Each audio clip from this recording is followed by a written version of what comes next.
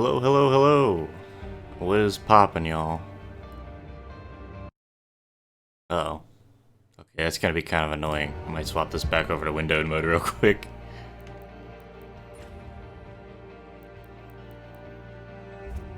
No, no. Come on. Play nice. You were moving. I hope everything went alright. No. This is annoying. Yeah, how'd moving go? I hope everything went alright for you. I hate that the audio cuts out every time you fucking defocus.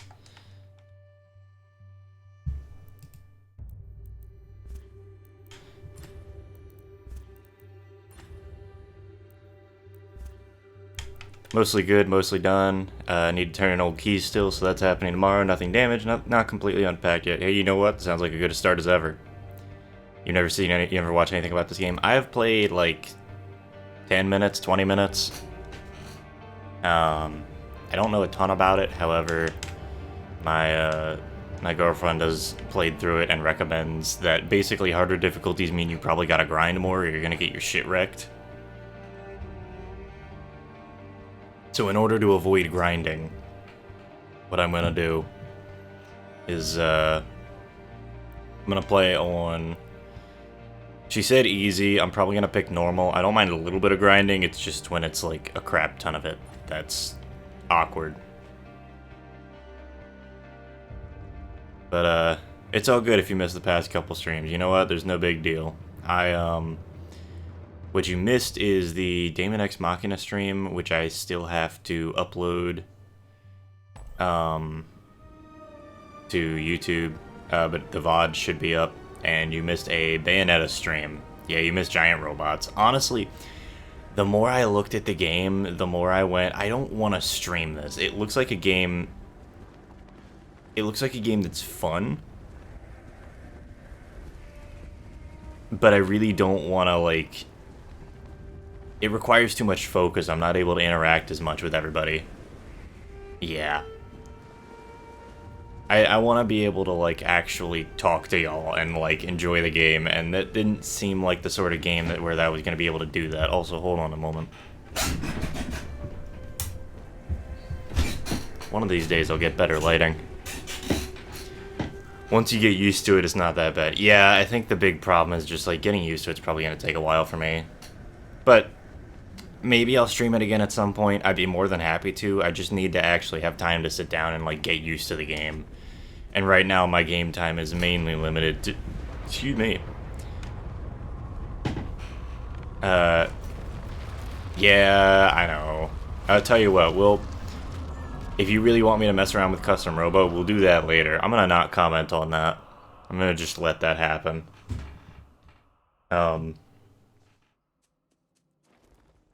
But I'd be happy to play Custom Robo later at some point. It's just like I didn't feel like setting up the GameCube that day because honestly last week was a mess for me.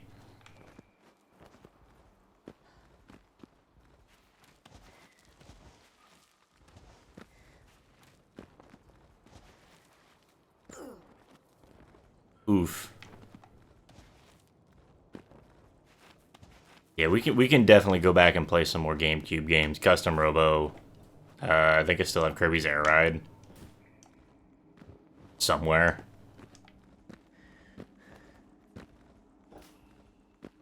It was hard to tell if that was him breathing or like a crow.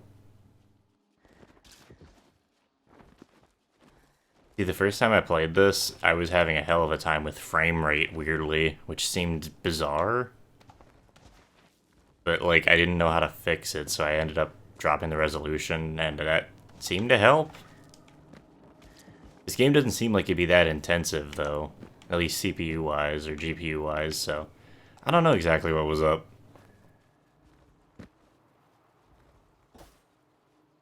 I did play Daemon X Machina, yeah. I'll definitely get back around to Custom Robo at some point. Down we go.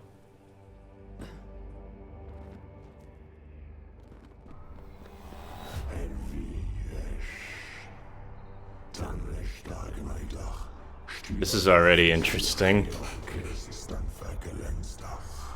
Esh is a girl, which is nice. That's fair. Yeah. It's always nice to see female main characters.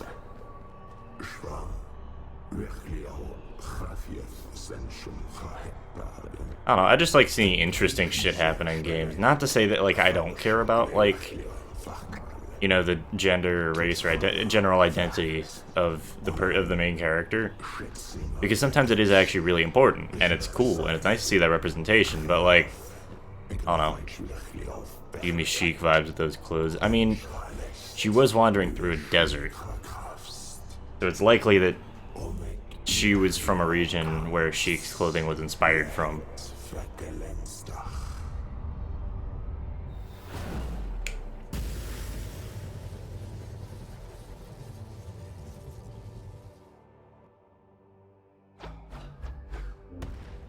And now she's got weird demon powers, and that's about as far as I made it in the game. Oh, no going that way yet. Should probably play this with like a D-pad controller or something, but the Steam controller's so comfortable. It was a boy in Ocarina of Time, and I hate this magic trans Zelda erasure Nintendo has been doing. Honestly, I haven't played Ocarina of Time, so I can't comment much. That is kind of weird, though.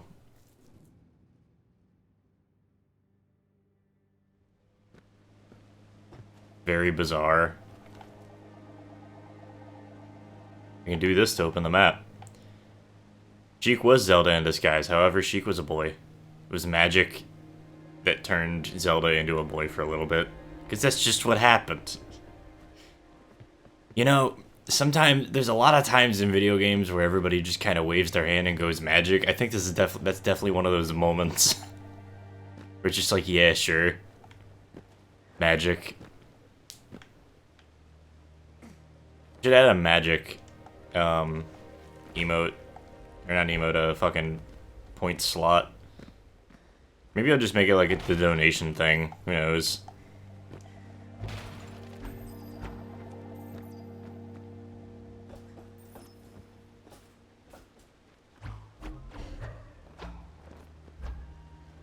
You got a running attack. If you hit again after the running attack. Woo!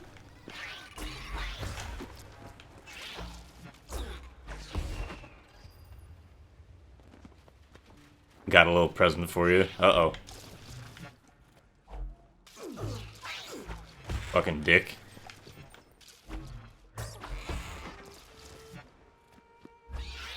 This already feels better than Death's Gambit, so I'm happy for that. Oop. Okay, okay, okay. Alright, next stream, next solo stream is gonna be Custom Robo. Hold on, let me pull up the list. Oh dear, I'm in pain.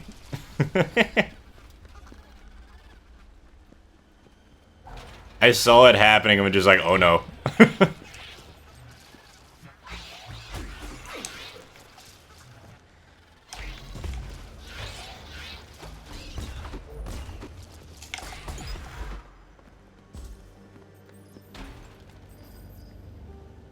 Alright, Custom Robo has been re-added to the stream queue. Thank you, Mike. Alright, so next Thursday, I guess, we're doing a little bit of Custom Robo action.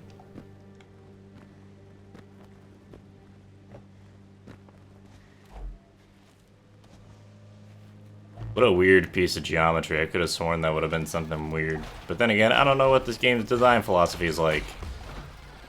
There's a lot of these little shits. Oh, and they can climb on the walls.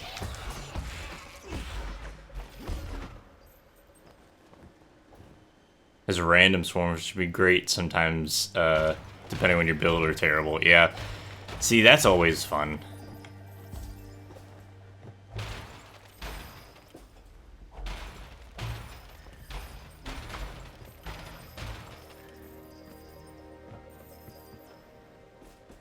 Guess I'll just keep collecting shit. I don't know what this is. Is this one of those games that just doesn't explain itself? You still got 13k points? Jesus, Mike. Stuff you can do to make swarms more frequent or larger. Huh.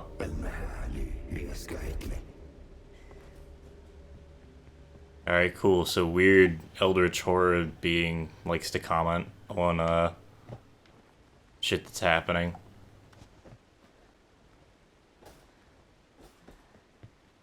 He was watching.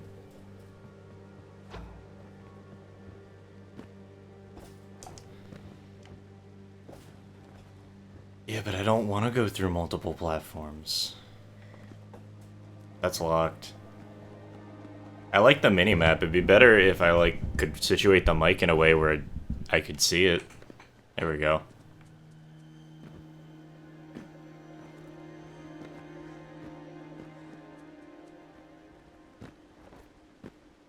You like the Eldritch being in this game? They're very nice. They seem nice enough, honestly.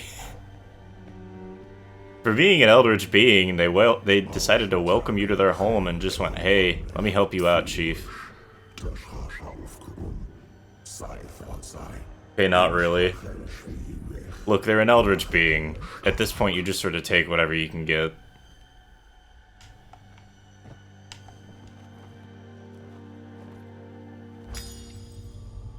Wink. That's kind of cool animation. Smack.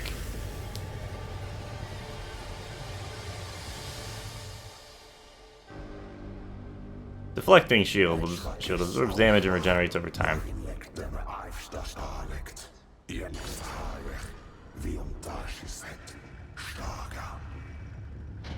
I like the language. Heads up, this game is sort of a roguelike. That's what I've heard. I'm not against that. I like roguelikes. It's just like... you can't just... I don't want to grind forever. That's the main thing. Like, I don't mind some grinding. I just don't want a game where it's like the entire game is, hey, you should grind. Because that just sucks.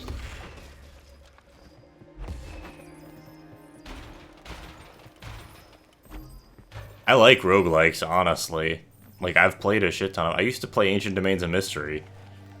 The major features don't change, but the small rooms change when you die. I think it's the Eldritch theme of things seeming familiar, but never the same. That's fair. Alright, down here.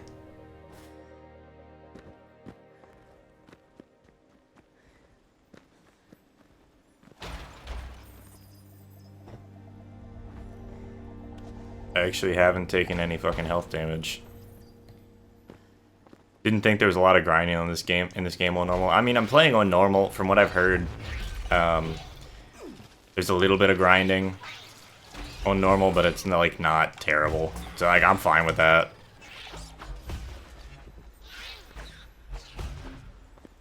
At least your attacks don't eat stamina. That's kind of nice.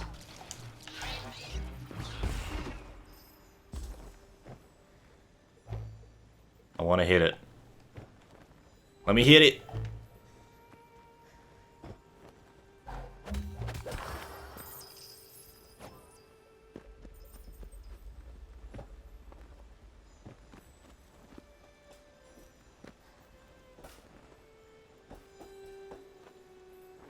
This is mildly creepy.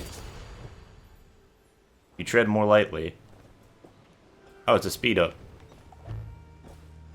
Personally, not a fan of random rooms in video games, but if it's only when you die in the important rooms, stay in the same place. Yeah, well, that's the thing. Like, a well-made procedurally generated game doesn't have a ton of like crazy.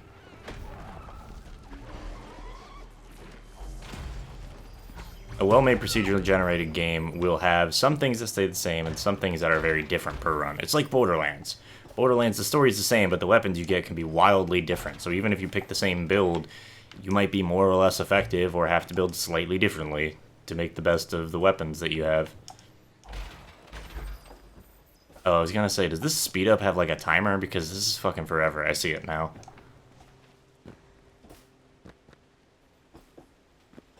Zoom. Oop.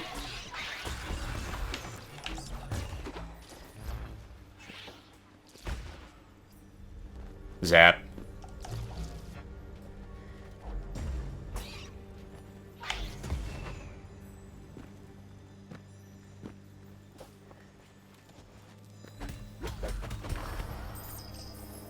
Free shit.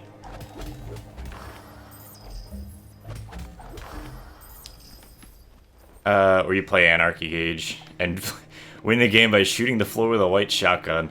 I didn't play 3, so I can't comment. All I can comment on is fucking how ridiculous Boar was for 0 in Borderlands 2. And also just anything to do with Brick in Borderlands 1. Brick was funny. Or you play Gunzerker and don't care. Is it Gauge? Who the fuck's... Oh, that's right, I forgot. I was thinking, fucking... Who the hell was I thinking of? I don't even remember. Gage is the Necromancer, right? Mose, yeah. Right? Am I thinking of the Necromancer? Is that the name? I don't know, it's been fucking forever since I played.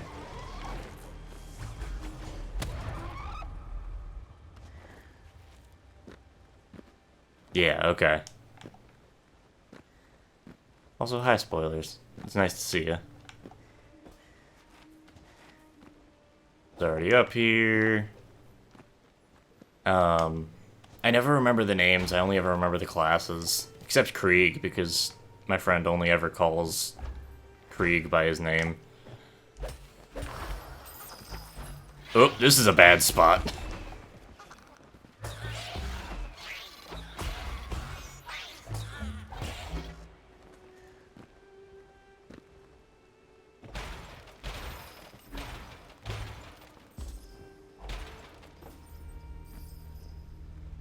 But, yeah, Borderlands is just, like...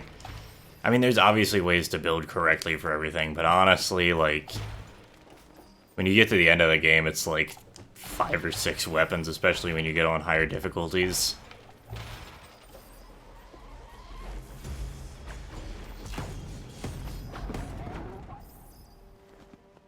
Cool. I like that. Everything's getting red. I'm just wandering at this point. Like, what if you wanted to speedrun a game blind? That's what's happening right now. Speed. And I also don't know how much shit that I'm gonna need, so I'm just collecting everything. Which seems like a good idea in a roguelike. As long as there's not, like, a risk to collecting it.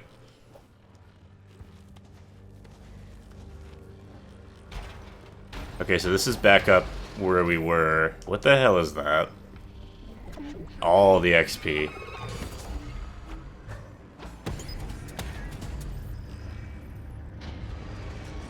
You always need more XP. Fair.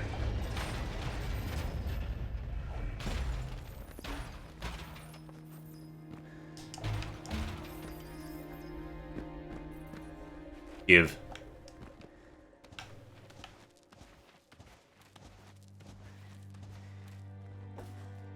Research Laboratory reminds me of that Jetpack Joyride phone game. Dude, I played so much of that. I probably spent, like, over 10 hours on that game in, like, a couple of weeks.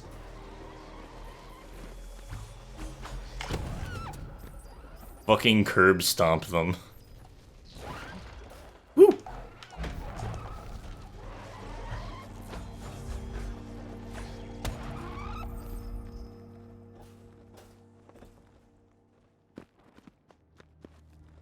You fill the entire skill tree and you can't use more XP? Too bad, go get more XP. Always. Always more XP. Finished game? Too bad, grind XP. The Gong Man demands it. I'm assuming we're gonna meet the Gong Man soon then.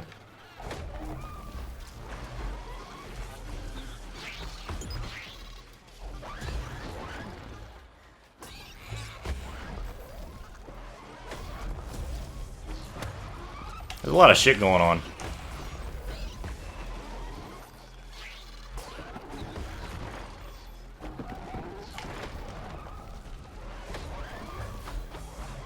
Why are there so many worms?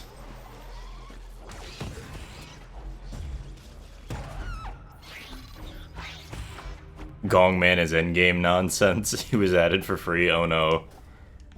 I love it. Nonsense endgame DLC.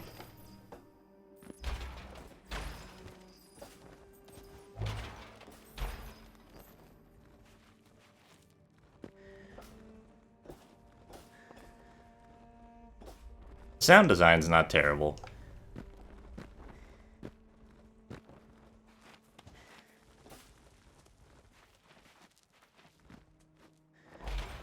Kinda wish I had a better audio setup at the moment so there was less delay, because there's a tiny amount of delay and I don't know if that's inherent to the game or if it's just my audio engine being fucky again. Okay, so, damn, I was hoping I could use the finisher somehow for it.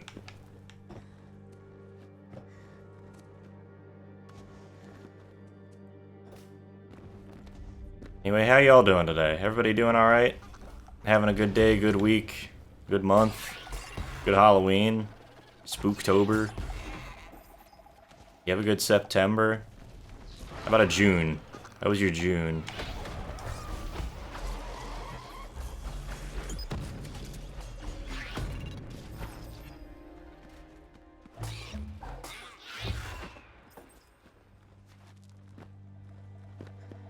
Think everything alright? You personally hear everything alright. That's good, man. Good to hear.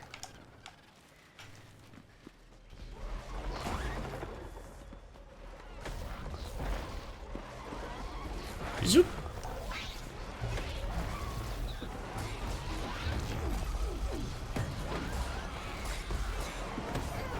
This is chaos. There's a lot of fucking worms.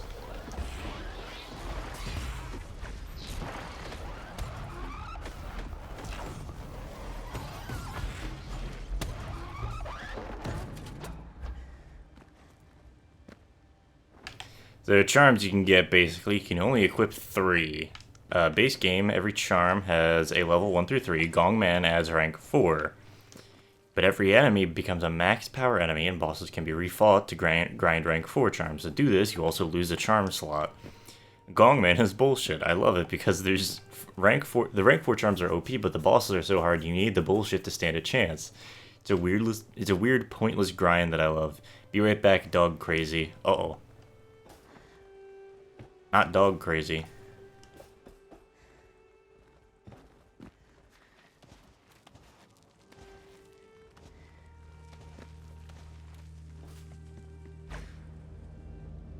This is here. Cool, so we made it all the way back up here. This is unlocked with a question mark.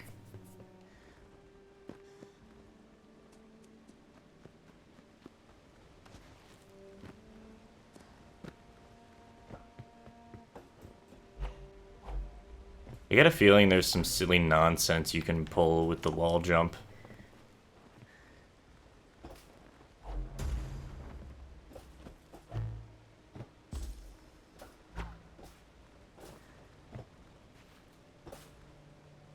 Sounds like a pointless grind taking on that account. Yeah, once you beat the hardest boss, you don't need the charms. It's absolutely pointless, but you know what? Some people like that challenge. Normally I would, but it's one of those things where I'm just not entirely sure, if you know what I mean.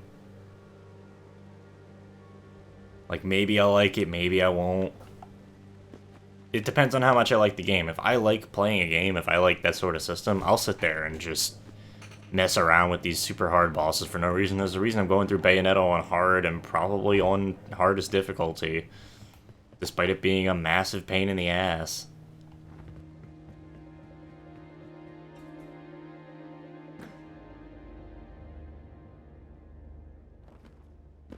Like, I'll absolutely do it just because, like, I enjoy playing the game, I enjoy the system, and I appreciate it, and I want to get better at playing it. You know? It's one of those things.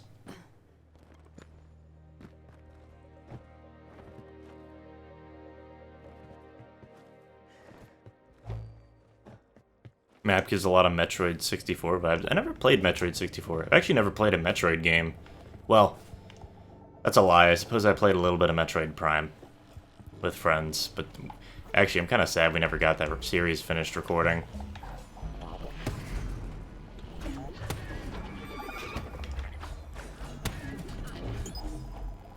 Because the goal was it was going to be me, Luke, Richard, and James playing Metroid Prime together.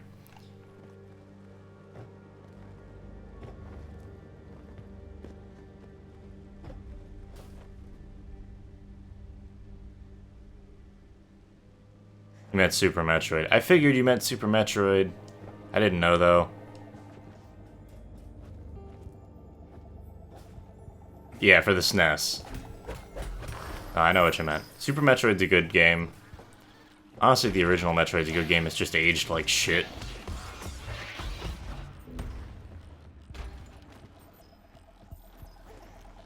The game is just not aged well. It wasn't. There was...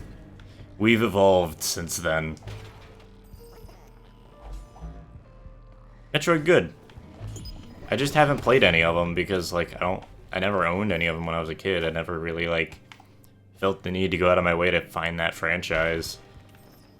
But, I definitely want to play through them now. The problem now is I don't have any Nintendo consoles that have... Well, I don't have any of the, like, old Nintendo consoles. I don't have a SNES, I don't have a 64, I don't have a, an NES. So, like, I can't, like, go grab, like, a copy online. I would have to emulate it.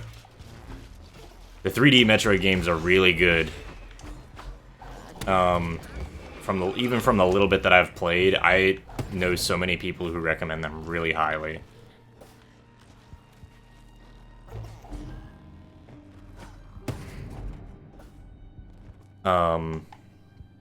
Metroid is just, like, it's one of those series where if you really, like, enjoy it, that's it.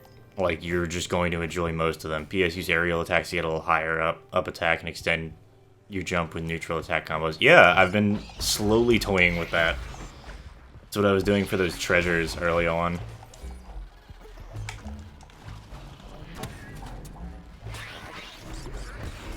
Momentum is fun, kids.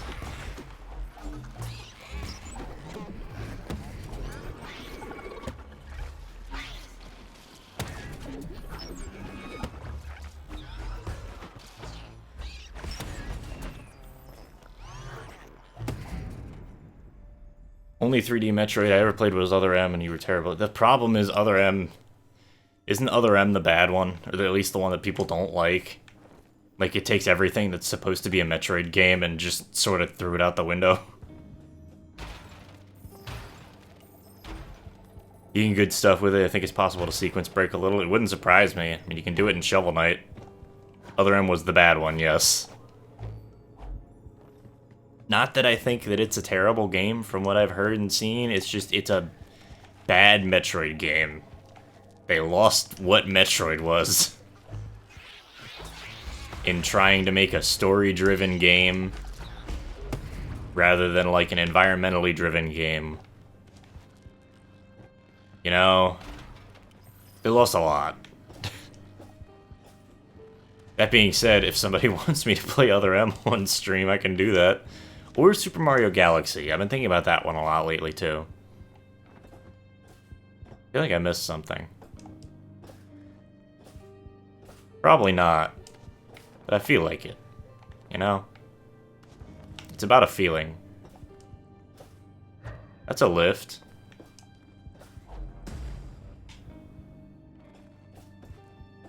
I like the camera in this game. I think they did a pretty good job with the camera, at least so far. This is coming from me playing Bayonetta and being frustrated for fucking hours with just how bad the camera is in Bayonetta 1. You come and meme one Other M with you. You know what? I'd be down for that, honestly. Maybe we can set that up someday. I'd be more than happy to try that. Played Mario Galaxy thanks to 3D All-Stars, and it's pretty good. Honestly, Galaxy's one of the better ones. Like, I always forget that that game exists. But when I remember that it exists, I'm like, wow, this game was just really good, honestly.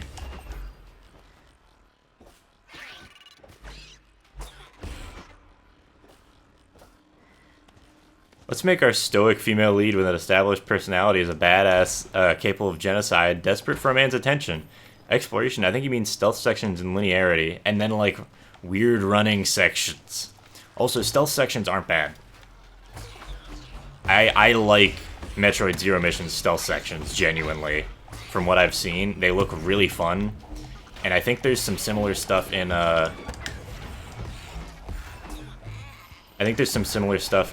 what's it called? Fusion. I'm thinking of Fusion. Galaxy's a good game. Yeah, Fusion. Fusion has super fun stealth sections and really cool stuff going on. Yeah, they did it differently. Because that game is designed to be a horror game. It's designed to creep you out constantly. There's so many games that I would not mind playing if I could get a copy of them. I know... Somebody I know has a copy of Fusion. That I could borrow, maybe. 100% of Galaxy and Galaxy 2 twice each. I've never 100%ed either of them, and I've only ever played... So, like, I didn't own a Wii U. And I don't remember if there was a Galaxy 2 port for Switch. I don't think there was. Otherwise, it would have been in 3D All-Stars. But I got close to 100%ing Galaxy. And by 100%ing Galaxy 1, I mean not 242 star. I mean 120 star. I got close to 100% in Galaxy 1. Although I really... Honestly, I probably could just do like a 242 star stream. Not the whole damn thing, obviously, but... Galaxy 2 was Wii and Wii U. Okay. See, I only ever played it with my ex. Hello, Eric. I'm at an appointment, so no sound, but hello. Hello! So Mario Galaxy is a long game, firstly. All the 3D Mario games are longer games, so, like, I don't blame you if you didn't manage to finish them straight away.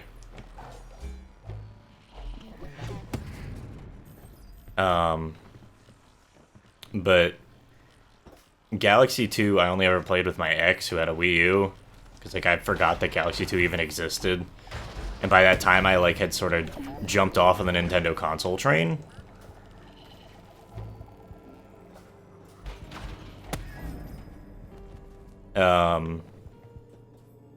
And so, like, I just never got around to playing it again after that, because I played it with her around Thanksgiving, actually, about 2 years ago. And then just, like, 2 years ago. 3 years ago now, wow. I like the Sundered shows you all the color-coded blocks for all the abilities you have. Honestly, that's nice. It is just a nice touch.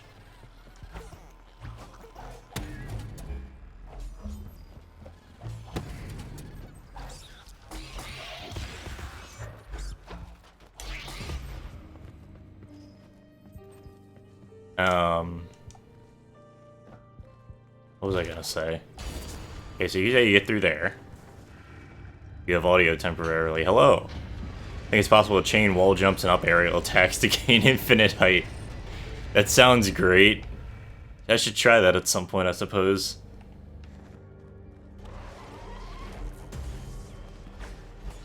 This was the area with the fuck ton of... Yeah. I didn't want to deal with this.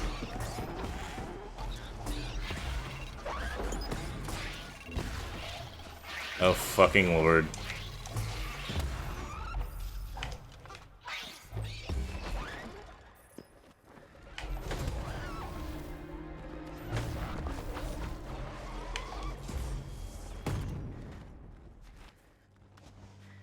"1997, that's the year I was born.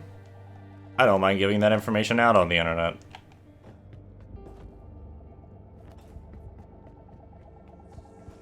Killed the first boss last because of it. Infinite height. Oh lord. Okay, so it's something to do with... I can't even jump up there. Something to do with those machine things that I can't activate yet. This requires me to jump up too high to get up to there. think. Never mind. Yep, infinite jump height, y'all. Easy.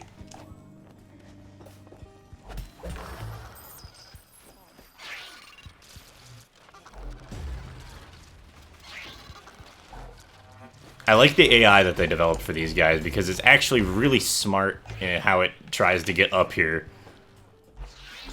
Like, it's a very general, like, purpose solution, but it works really well. You can skip literally any boss. That's fun. That makes a game fun, you know? You can skip any boss glitchless. This wouldn't surprise me, for the record. I love games like this. It's like watching a Dark Souls 3 speedrun. Usually less glitches, but like, Dark Souls 3 speedruns are already a hoot, let's be real.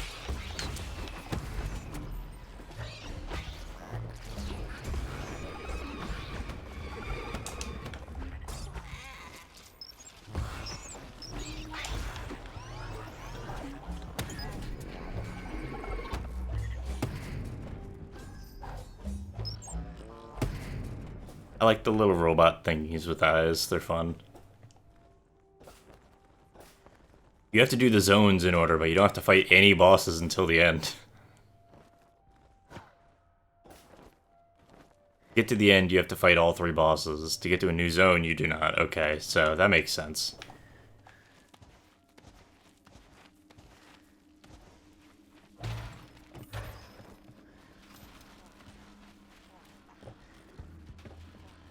I hear him.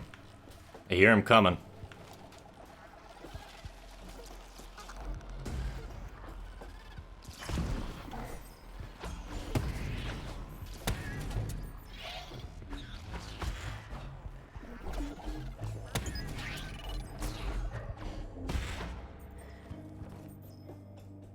I like how the movement feels in this game, actually. It's pretty comfortable.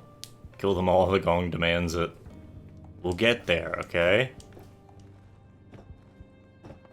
Just sort of wandering around right now, seeing what happens.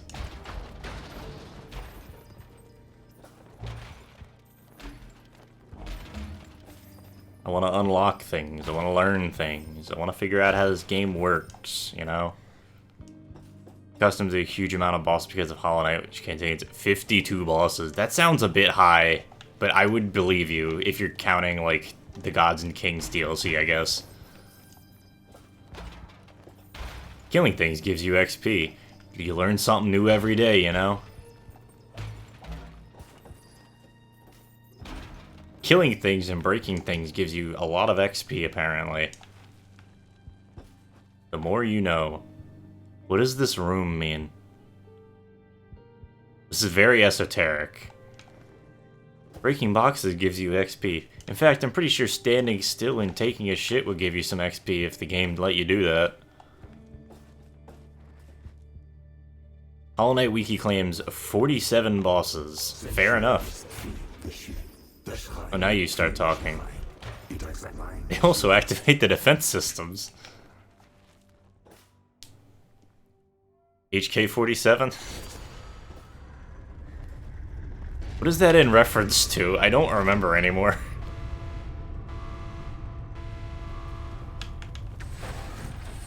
Godmaster added about 8 bosses. Okay.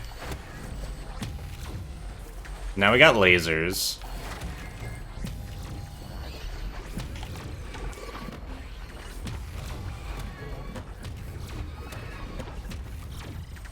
This is chaos. I like it. Oops.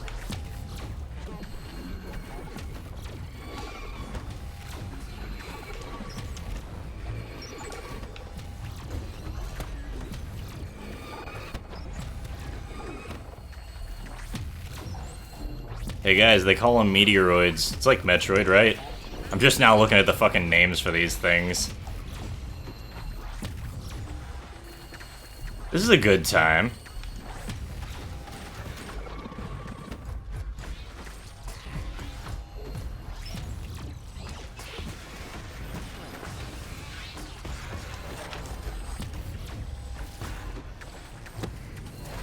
HK-47 is one of the evil homicidal protocol droids from... That's what it is! I couldn't remember. I remember I had heard HK-47 somewhere. It's Hunter Killer 47.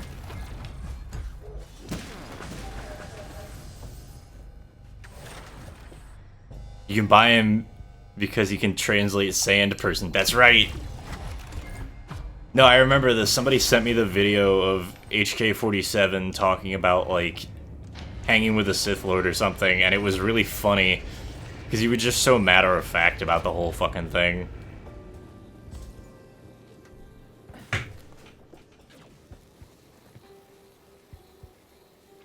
That's rude.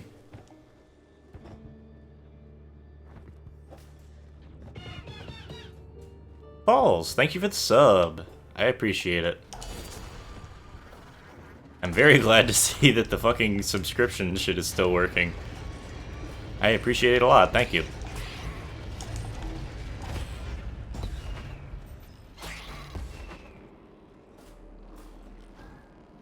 Suggestion, shoot the meat bags master. I can't do his voice. I love him. I remember him just being an absolute asshole. Statement, the meat bags are vulnerable to hot plasma. Turns out the meat bags are vulnerable to fucking slugs, which is weird.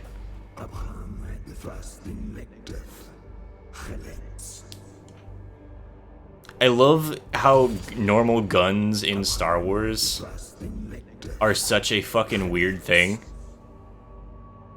Like, normal, like, guns as we think of them, as, like, with, like, bullets that, like, it's just a bullet, are so fucking rare in Star Wars that a lot of the time nobody knows what to do about them, and they're really good at killing Jedi because Jedi assume that you have a plasma pistol. And all the lightsabers do is turn it into hot fucking slag that sends it straight into your gut.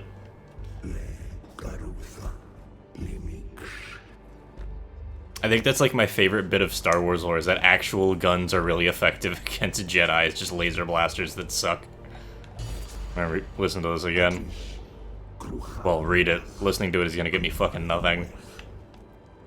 I can't speak Eldritch. I like the effects, though. The, what the hell is this called? Chromatic aberration?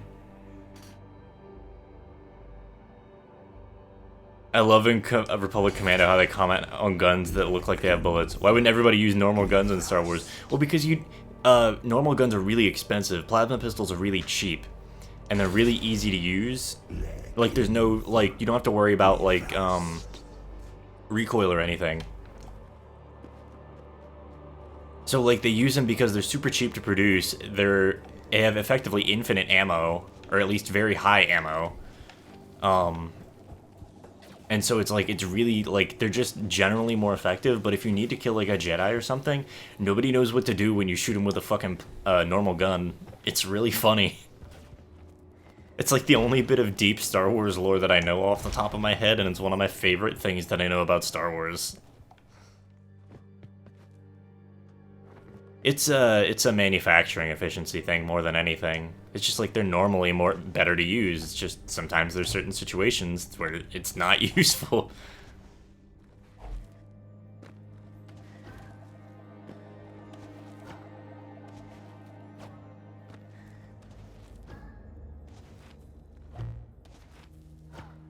I'm a genius. Parkour. I didn't think anyone used slug shooters these days. Cock shotgun. Ah, it is a plasma weapon. It just looks like one. I didn't think Trudosians were that nostalgic. God, that's so good.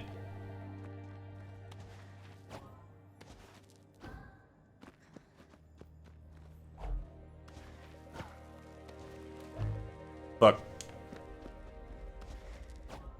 Yeah, I probably should have used something with a D-pad for this, huh? Republic Commando is such a good game. I've never played it.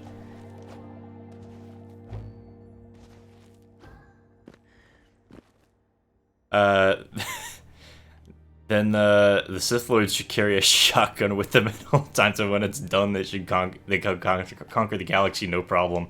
That's honestly the real solution, isn't it? That was, like, frame perfect. Honestly, if the Sith Lords just carried around shotguns, I'm pretty sure somebody would just go, they're too powerful, and then we'd have to have George Lucas write them off. And then the Sith Lords died of poisoning.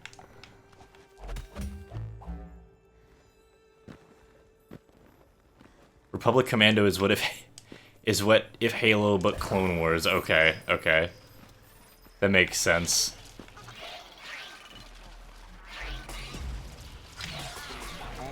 Oh, that's sick. I like that finisher. Oh, these things have more health. And a different name.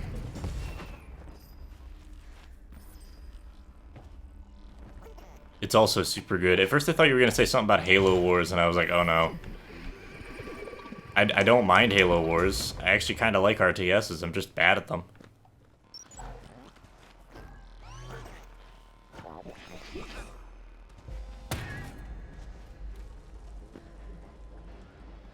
A sequence broke. We did it.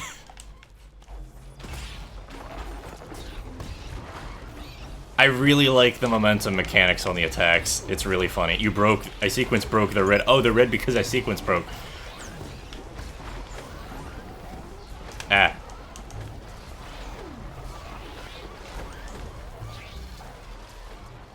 Whoop. Whoop, whoop, whoop. This is it. I did it.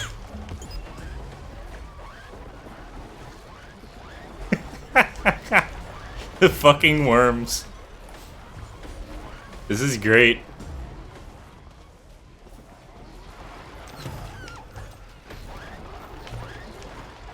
It's like shooting fish in a barrel. In the best way possible.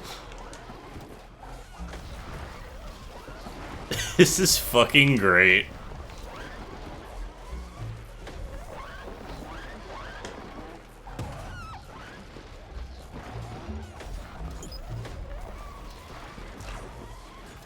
Ow.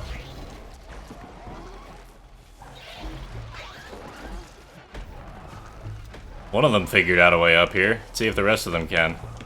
You just got to a harder area with rank 2 enemies. The game doesn't care if you sequence break. Yeah, no, it's fine.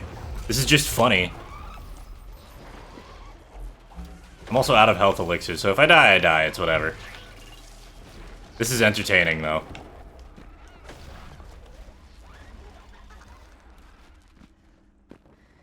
Nice and quiet up here.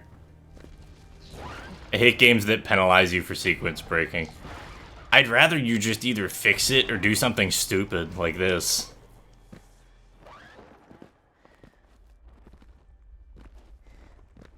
This was fun. I'm gonna avoid going over there because I don't have any health potions. But this was fun. This is a good time. Oop, he's still here.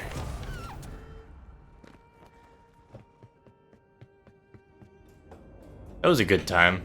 I enjoyed myself. Excuse me?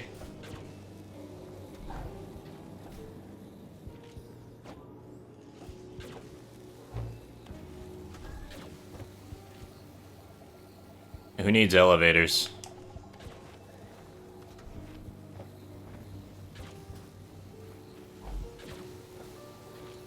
You activated everything when you turned on the power. No, I know that.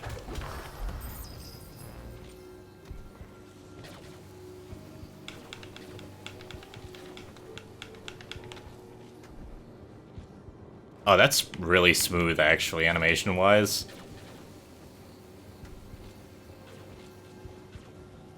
That's weird. I want to know what they did animation technique-wise, actually. That's really smooth. Oops, the factory has deadly lasers. For no real good reason, either. It's just kind of they exist. Whoop. Nope, didn't quite make it up there. That's fine. Yeah, why does the factory have deadly lasers? Who knows? Same reason we got Buzzsaw Factory in fucking Hollow Knight. Why does the White Palace have buzzsaws everywhere? Take a fucking wild guess. I don't know. I'm gonna ignore him. He's just gonna be mean. You know what? No, I'm not gonna ignore him because now he's being an asshole.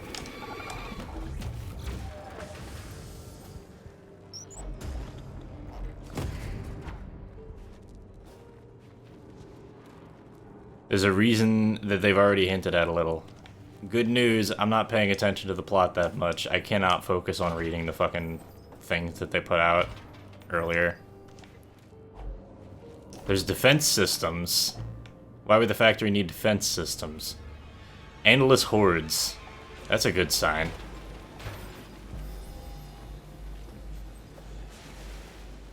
Those go zappy zap when you step on them.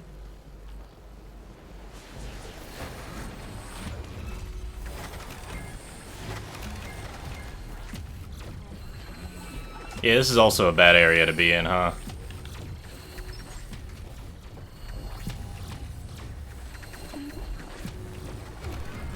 Dead. Nope. No running, only fighting.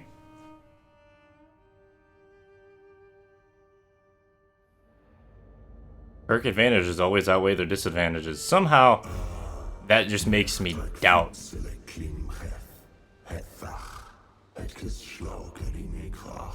There is a perk. No. No, there isn't.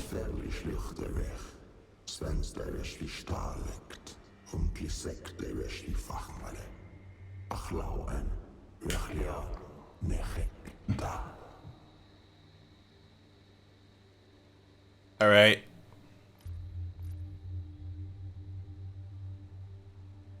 It's always good to equip perks unless you're me and a stubborn asshole. Okay, so I can only go this route. I have to take this one to increase shield. And this is locked until you fully unlock this. Costs 35. Armor, health. Honestly, I almost think armor would be better.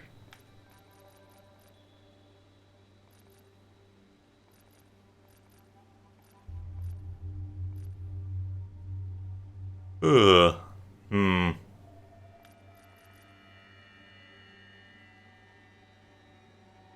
Finisher charges. Maximum energy. Eventually you can get the whole thing. Yeah, I mean, like, we already have a shit ton. Oh, I see. It goes up by, like, 5 each time. That's nice.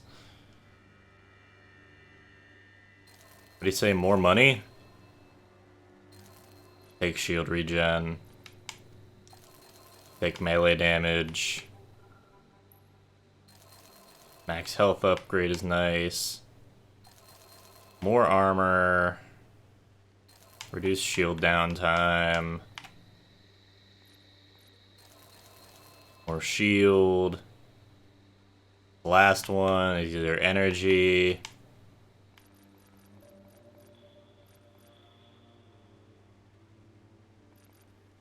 I don't know if I need max energy right now, genuinely.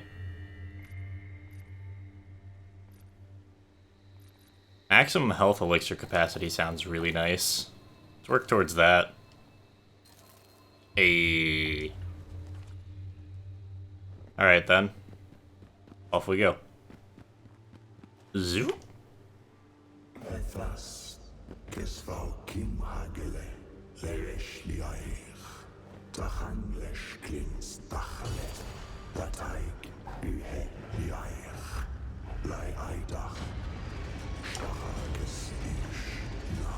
You can see the map is different a little now. Yeah.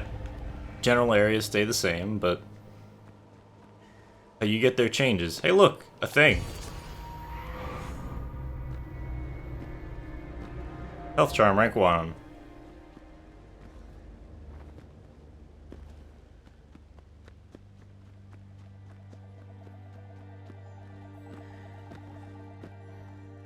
Yeah, this game's interesting so far. I mean, like, the combat feels nice. It's relatively simple right now, and I feel like it's going to introduce you, like, more naturally to like, different things. Like, we haven't really had any, like, very sudden shifts in what the game does. Oh, okay, that's what that is.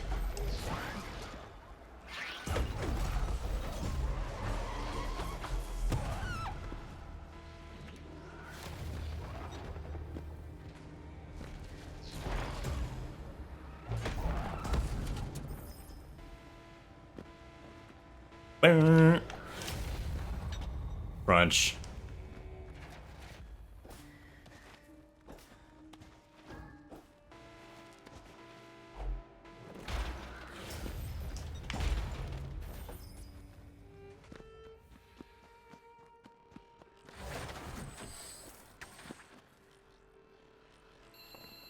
Oh, okay. I was like, what the fuck was that noise?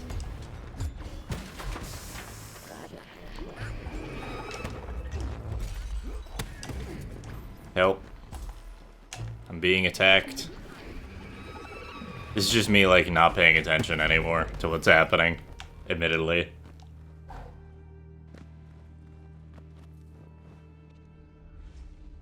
No, because I can't tell that the deadly grass... Like, my brain refuses to process that the deadly grass even exists.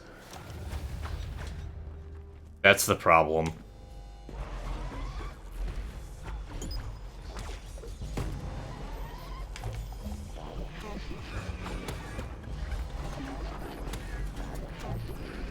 Like, my brain refuses to process that as anything but background because of how it's drawn.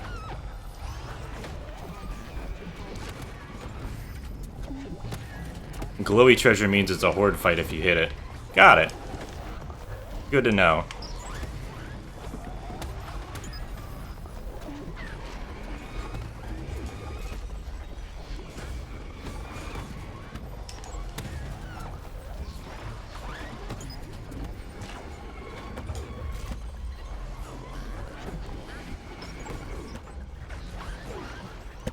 Dying.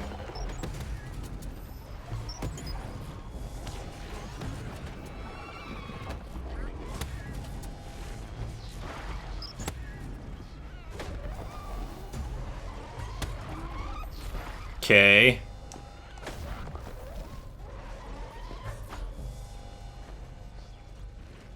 Yeah, you have to survive the horde to get the treasure. Makes sense.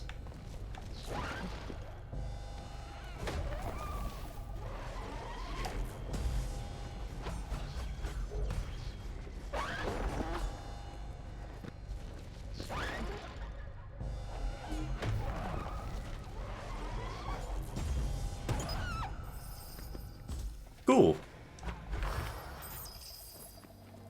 We take those.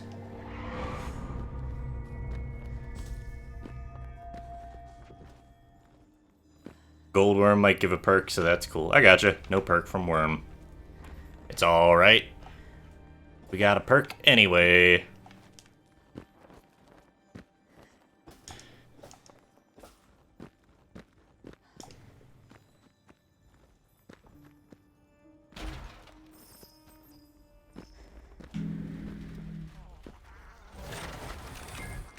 Here they come.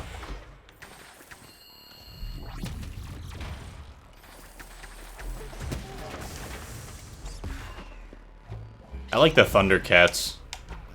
You just heat. Perk pog. Treasure perk.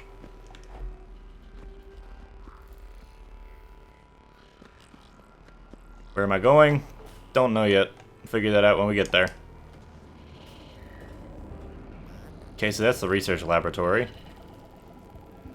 This looks like a boss room. The big meteoroid.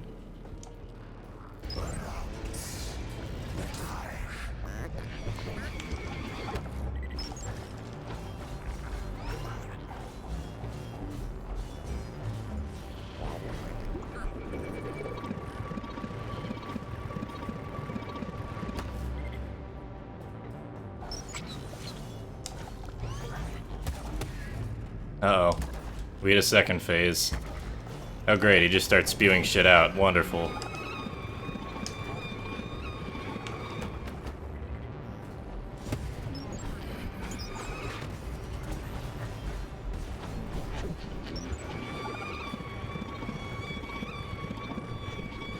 There's There's 3 mini-bosses, 1 boss, and 1 hidden shard piece per zone. Got it. I like how he just sits there.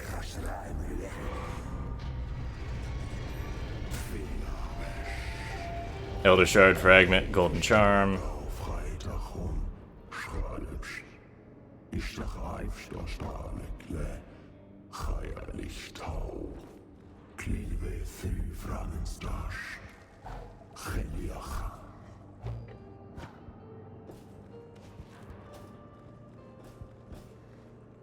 Cool.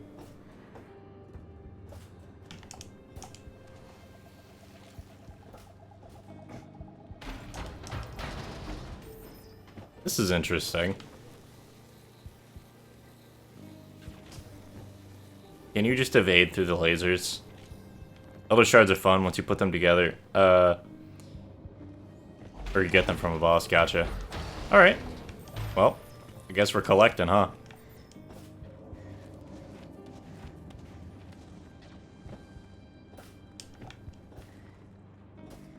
The idea is you can only level up once you die, right? That's the point. It's a roguelite. It's not a roguelike. Because each time you die... I mean, no, because a roguelite... No, I suppose... So there's a difference between a roguelike and a roguelite, and I believe that difference is actually just... You can actually climb back up and level up whenever. Okay, so it does work more like a roguelike. Cool, because, like, the difference between there's a key difference between a roguelike and a roguelite. So a roguelike is a game that acts like Rogue. Where the game is you have exactly the same odds of beating the game every time you try. You just have more information about the game. It's an intrinsic versus an extrinsic improvement. Yeah, roguelite is permanent progression between runs. Rogue is full reset. It's the difference of an intrinsic versus an extrinsic improvement in ability in the game. This is roguelite. There are permanent progression pieces. Yes. I don't know. It's always like an important distinction that I like to make. And it's something I like to make it. I don't know. Almost feels like a PSA every time, but it's something that I like to make the distinction about because I think that it's an important distinction to know about when you're talking about games.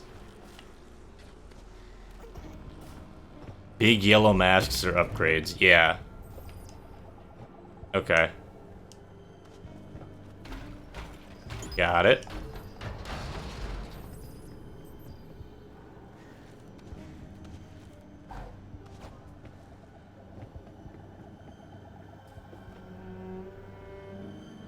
Friend.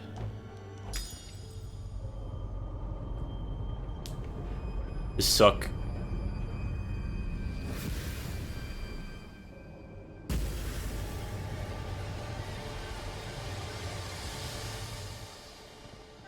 Leaping device. Press A while airborne. Double jump.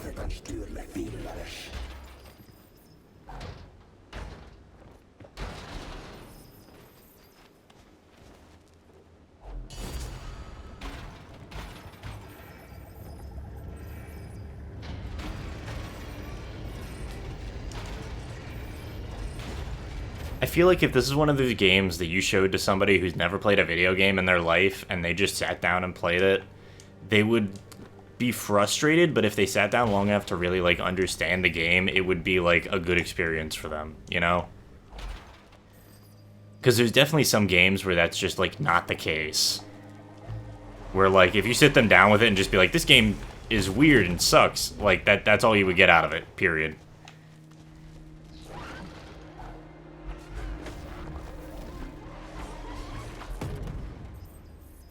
So, like, I kind of like, I don't know, this sort of genre, roguelites, maybe not roguelikes.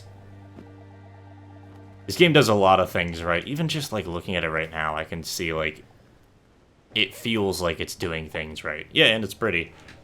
It's actually quite pretty. I like it. Alright, where to go, where to go, where to go. Go down. Go back down.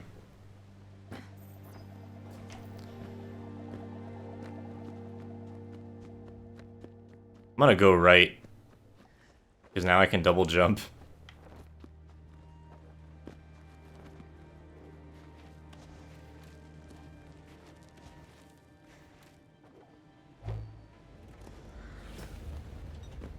You can jump really far with the double jump and the attack extension.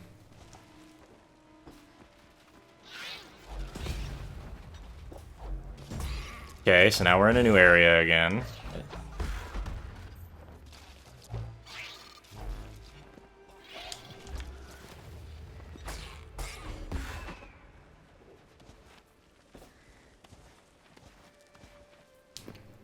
You've never played a roguelike or a roguelite. Honestly, there's a lot of games that you could consider roguelikes and roguelites that, like, you may not necessarily think of as such immediately. But yeah, Binding of Isaac is a good example of a rogue. Binding of Isaac is... Do you unlock new, like, abilities, or not, like, new abilities, but you can unlock things that may show up during a run in Binding of Isaac, right? Then I would call that a roguelite. A roguelike is shit like fucking, like Ancient Domains of Mystery, like the really old ones where it's literally the same game every time.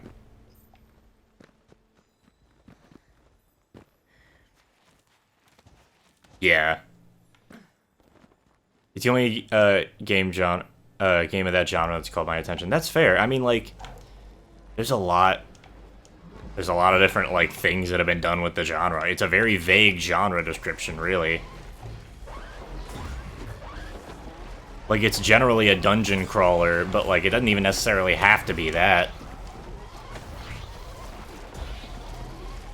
Like, you can describe it in so many different ways. Like, it's mostly a gameplay mechanics thing more than anything.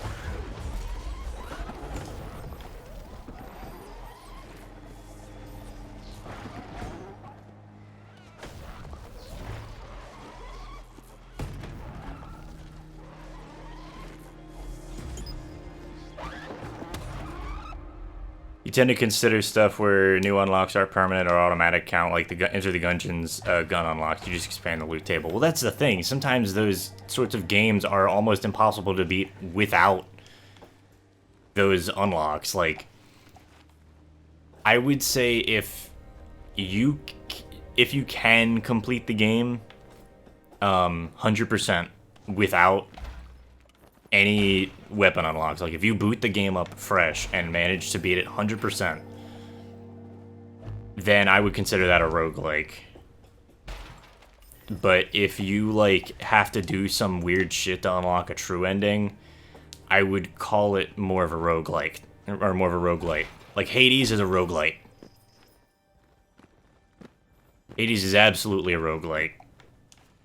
Even, like, disregarding the fact that you get new shit to help you throughout each run, even if you didn't, I would still call it a roguelite, because you have to beat the game multiple times to get the true ending. And the epilogue. Enter the Gungeon's a good game. I would be happy to play that on stream at some point. I got it for free when it was free on Epic Game Store.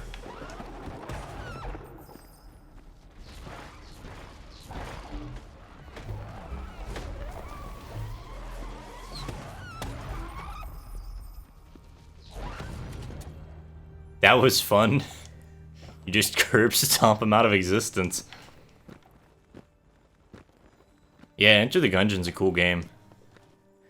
I haven't played a ton of it, but, like, there's all sorts of, like, these sort of bullet hell roguelikes out there. Actually, one of my favorite older games is called Runers. Old game now. But, it's genuinely one of my favorite games just because of how it is. It's just a roguelike, but as a, like, a shoot 'em, as a, like, a, what you could call, I guess, a twin stick shooter.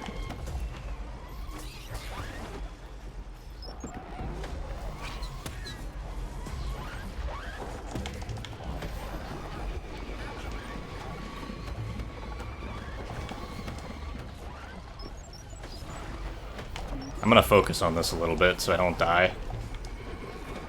Hopefully, anyway.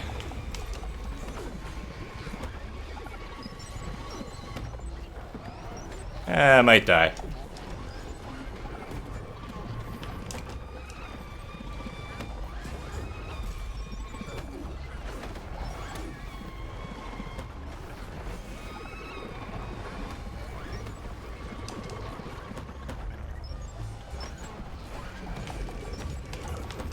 There it is. I can't keep track of everything on the screen at the same time.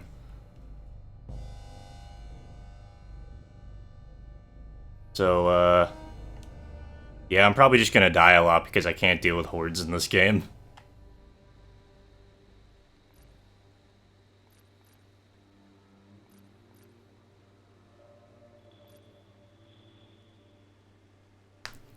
It's more armor, luck, health.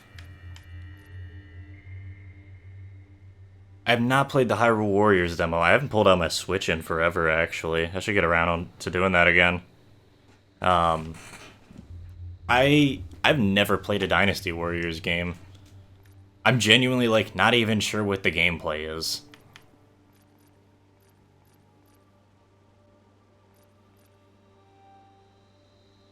Hordes on any game are pretty hard. Yeah, I think that's part of what makes Bayonetta hard, because it's hard to, like, not... Bayonetta is just a hard game. I bitch about Bayonetta a lot. I like Bayonetta a lot, but...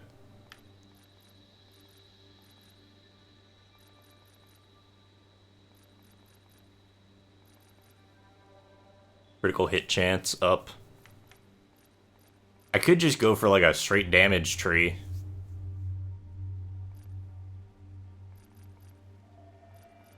I don't know, what comes from this way?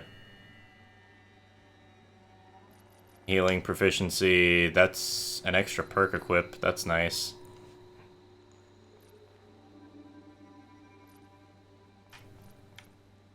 Regular monsters drop shards 30% more often. I mean, that's good for grinding. Yeah, Bayonetta's difficulty is what makes it good. It's a platinum game. Like, it's a game that's designed around the fact that you need to, like, really know the mechanics to be able to do well. It feels amazing when you do it right.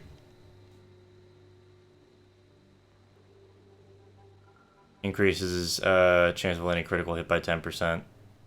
4% chance to convert their shards into a health elixir. We're gonna take Golden Charm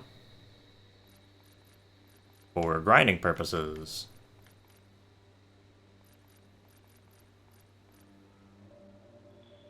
And I should beeline for luck, huh?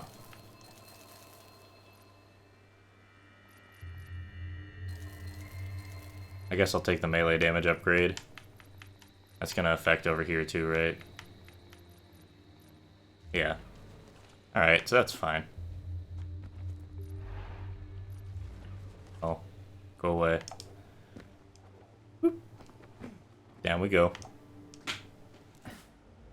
Alright. Look around again. Yeah, I think the goal for this stream is to just mess around and see what's up. See what I can find, what we can do, what stuff we can unlock.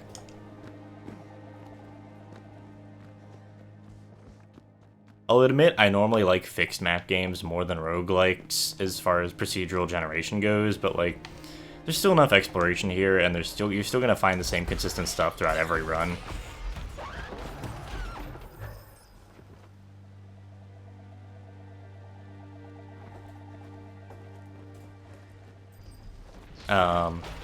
I like how they wait till you're not on the thing anymore. You know, maybe at some point I should just play like Runers on stream. That would be fun. I don't know, there's so many games that I could stream, but whenever I try and think of like a specific like, what should I stream this week? Nothing comes to mind. Part of why I'm making the queue, you know? Just to have a list of things.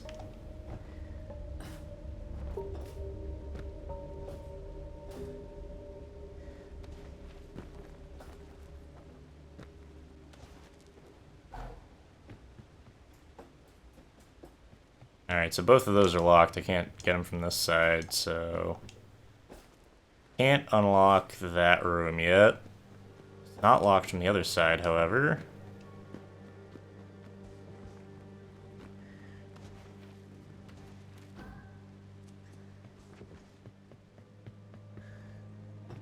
When do we get an air dodge?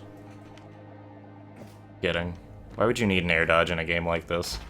Well, you would like one, but it's not gonna give it to you.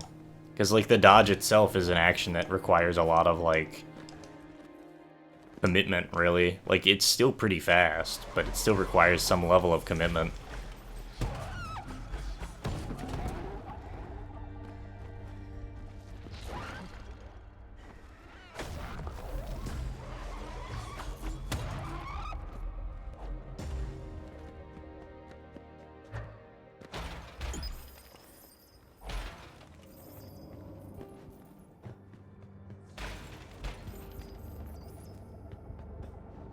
So, we can't head down.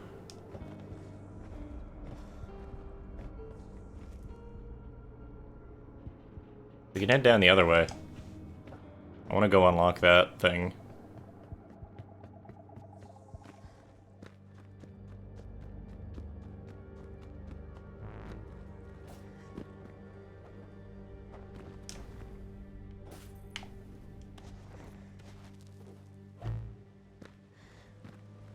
What have y'all been doing?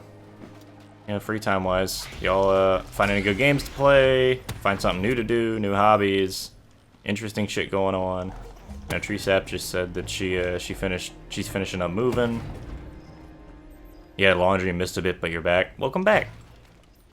I died again, and so I equipped the golden perk that we got, and now I'm just gonna, like, I guess grind, kinda, in a way. Not exactly what I would call grinding, because I'm just exploring shit, but doing it in an efficient way. But, you could call it grinding.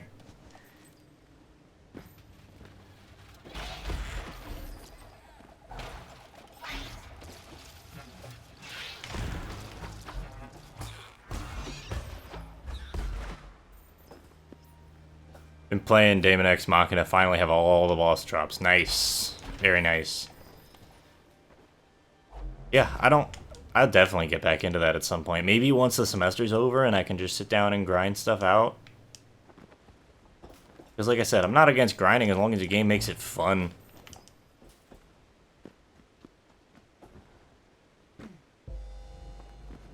It sounds like a Pokemon. I can't even pronounce it right. A slow death awaits your foes. What does that mean?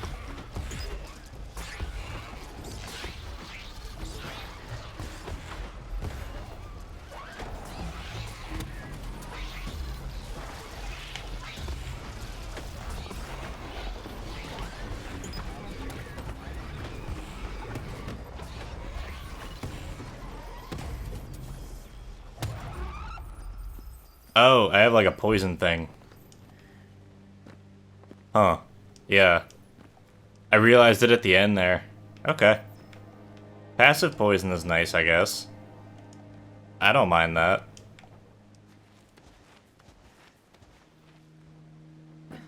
Okay, so your double jump doesn't replenish when you hit a wall. You only get one per actual landing. You can't just Hollow Knight yeet yourself across the map.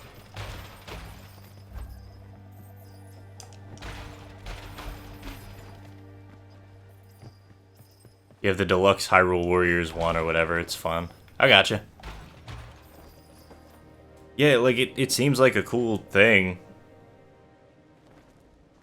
It's just like, I never played it. There's a lot of game series that I just never got around to as a kid.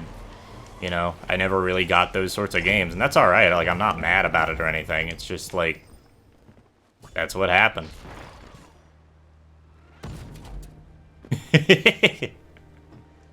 Okay, that was good. Like, I mean, like, I had a GameCube growing up, and then I had a Wii, and then I didn't really get into any, like, games outside of some Nintendo franchises, because I definitely missed out on a lot of Nintendo franchises until, like, until I got a 360 in, like, high school. Yeah, I never played Dynasty Warriors games. Not opposed to them, just never happened. I don't even remember what the gameplay's like for him, because I was gonna say I played some Mountain Blade Warband. That's a fun game. For the record, Mountain Blade Warband 2, very excited. If it's good, I will pick it up at some point and grind it out. Like, there's some games that I will play for hours and hours and hours. It's just very strange types of games. Because, like, I always bitch that I want, like, action games and stuff. I don't mind games like Mountain Blade Warband. Oh, hey, it's golden.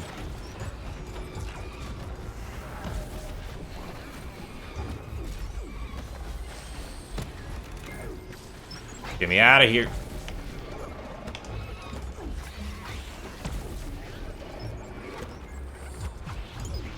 This is a really awkward spot, huh?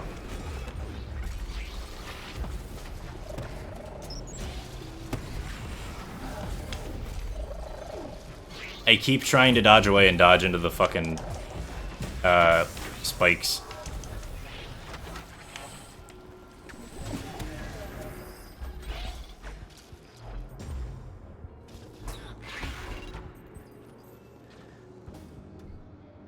I play Cadence of Hyrule just for the lore. I don't know. I like a lot of rhythm games. I don't know if I could get into Cadence of Hyrule.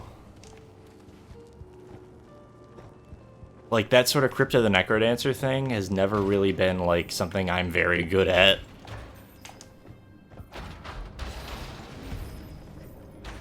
I might try it. It's the same reason I haven't played stuff like Mother 3.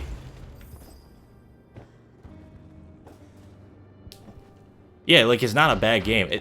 All these games, I'm not saying I'm opposed to playing them or that they're bad games. I'm just saying I'm bad at playing that sort of game. You know? Because, like, I thoroughly enjoy playing all sorts of shit. But the big thing is, like, well, I don't want to be playing a game sitting here and just getting mad at it. That's part of the reason why I didn't play Bayonetta again this week. Because, like, that game, I love it, but it's frustrating, you know? I don't want to sit there and play a game where I'm just going to be getting mad at the TV screen for all of you. Beatless mode is just a turn-based dungeon crawler with simultaneous turns. Huh. That's interesting. I didn't know that it even had that. Maybe I'll look at it. I don't know, like I said, there's just way too many games that I have to play, and I don't have enough time right now. Maybe at some point I'll set up just like a list of games that I'm gonna play, like maybe over like winter break, and I'll try and stream like, you know, at least 3 or 4 times a week, and we can just work through a crap ton of games. You know, maybe like 8-hour streams or something, like just really grind out games. Turns out the Dancer niche and the Zelda niche don't really cross over much. Yeah, a little bit.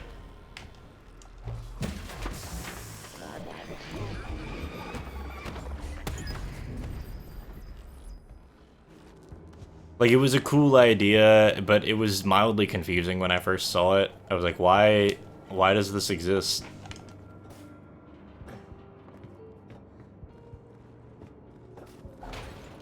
Tried Crypto the Necrodancer. Yeah, that's the thing, like, people who play Zelda games like puzzle games, they like puzzle action games. Action-adventure shit, and then you've got, like, here's your rhythm crowd, and it's not to say that there isn't a crossover there. I know Spoilers is definitely one of those people who enjoys both, but, like, they're very different things. It's a very bizarre idea to just be like, hey, what if we take these two things and just mash them together? Cadence of Hyrule has beatless mode, yes. Alright.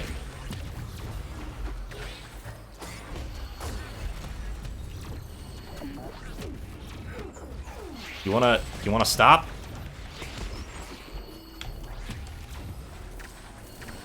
Calm down a little bit, maybe?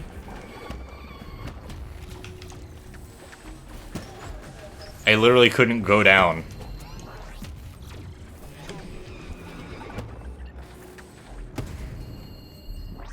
Like, the knockback from the shit was keeping me from going down.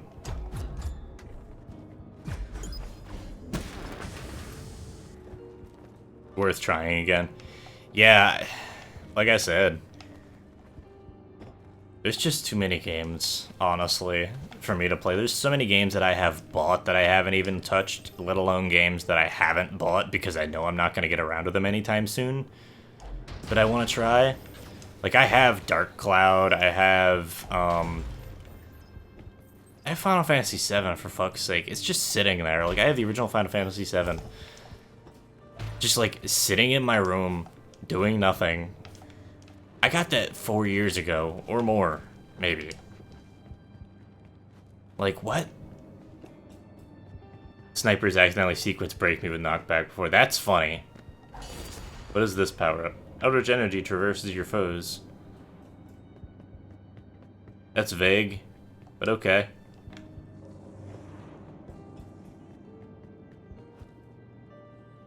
This is just back over here. I just made a loop. Chain lightning, baby. I'm okay with chain lightning. Shit's fun. Zappy zappy. Give me that shit. Okay, so that doesn't work. Cool. Good to know. Oh, there you guys are. Thought I'd lost you in the Toys R Us. There's 3 of them.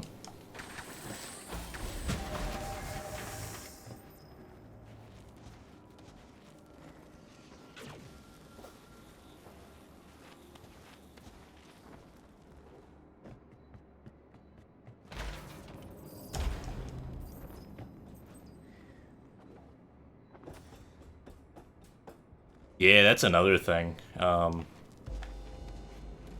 want to play more D&D too. I don't know, there's just so many things I want to do, and right now I just, like, I either don't have the motivation to do it, or I either just don't have the motivation to do it, or, like, I have other shit that I need to do, you know? Life is hard.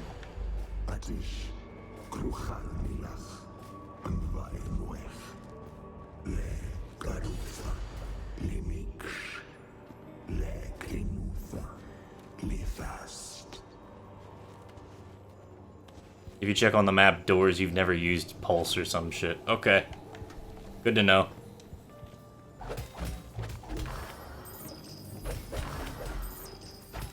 Chain lightning.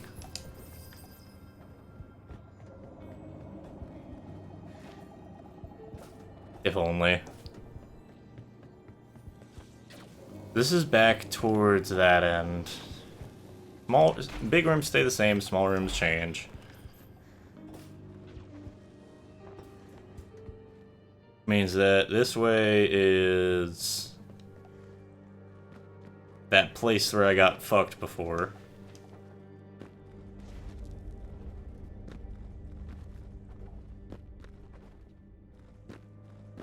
Yeah, this is that room. So we haven't gone up here. Go up there.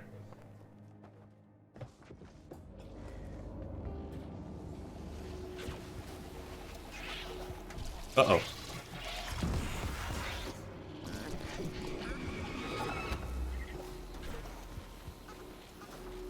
Let me up.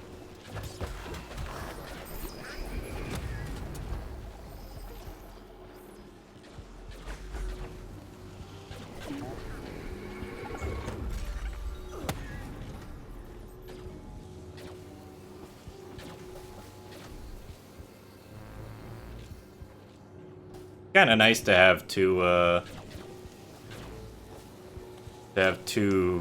health potions in store. Up is the barracks again.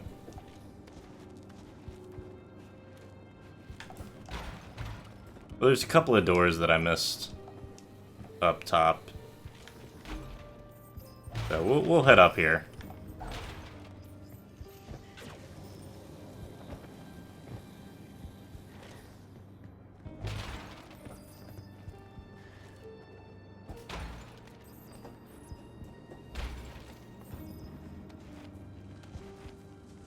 I'll try spinning, that's a neat trick.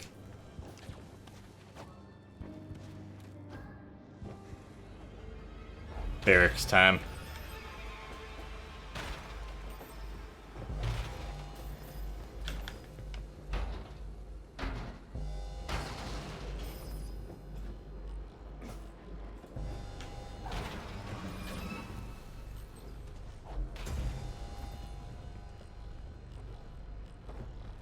I also have more than, like, 0 health and some upgraded melee abilities, so I feel a little bit more comfortable trying this.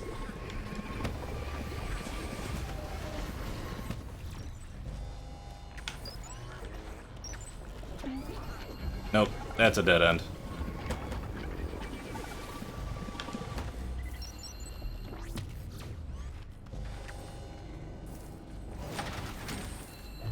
Seriously, an endless horde's just run. I mean, like, yeah, if it's an endless horde.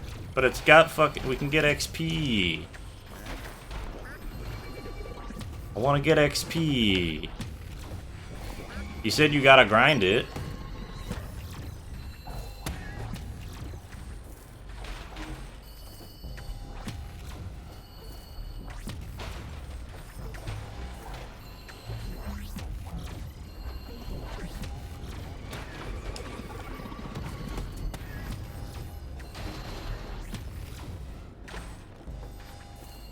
At the very least, I'm getting the trash cans and shit.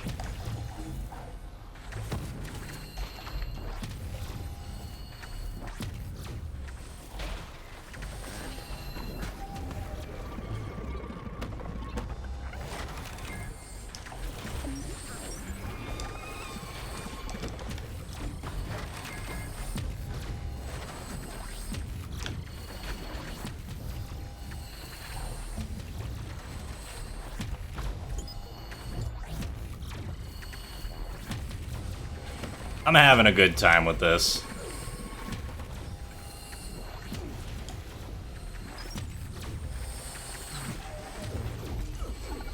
Except now I'm dying. Because there's too many lasers. There's nothing up here, right? Nope, there's shit up there. Cool. That's the way up.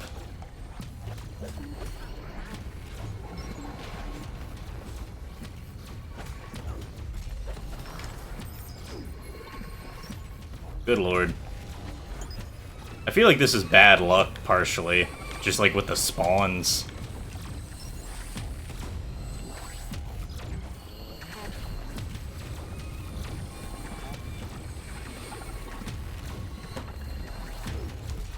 Fuck's sake, I can't fucking get up there.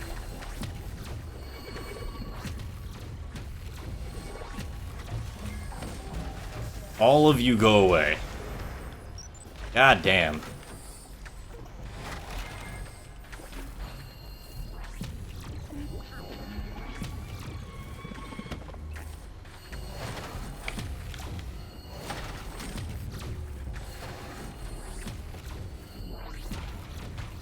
Oh, cool.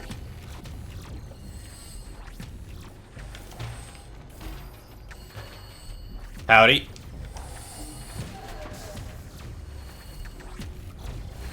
We'll demolish you, idiots. Come on.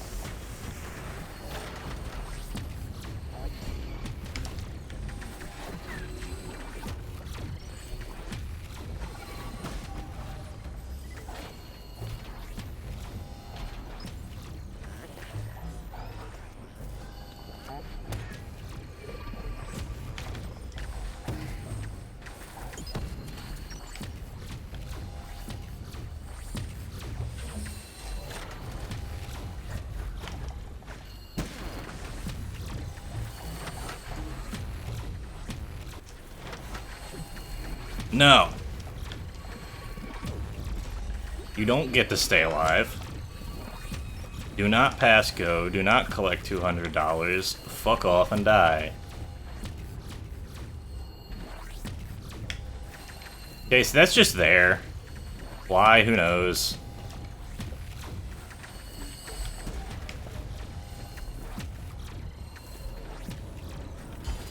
Zap. Zoom.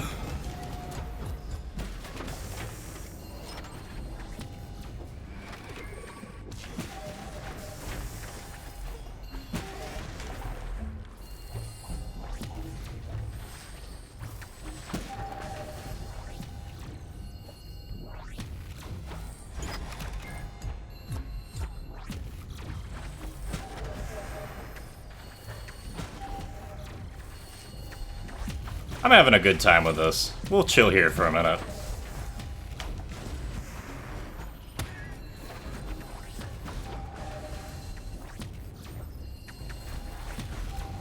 Hitting an enemy in midair should reset your double jump. Cool, so there is kind of pogoing.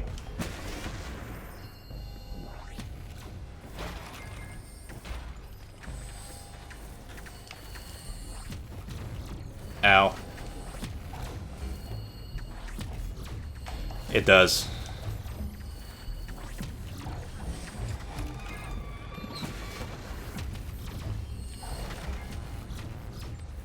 I got comboed help.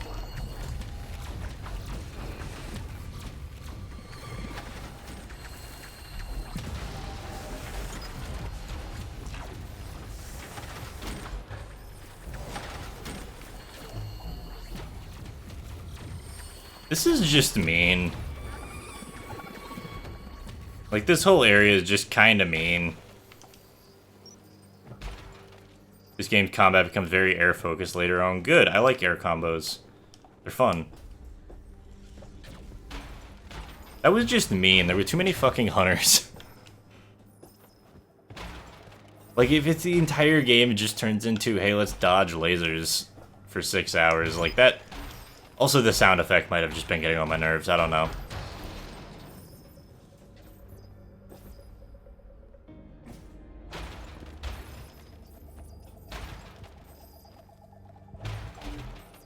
There's an area in the first map that has all DLC max level hunters. Oops. That sounds like a party.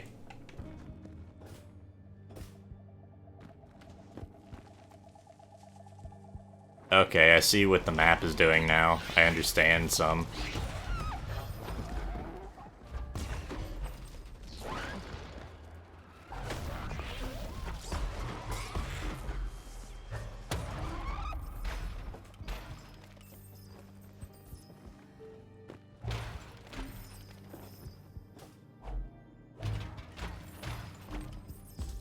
It's super fun and unlocks a cool move.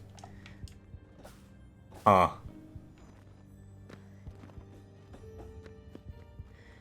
I gotcha.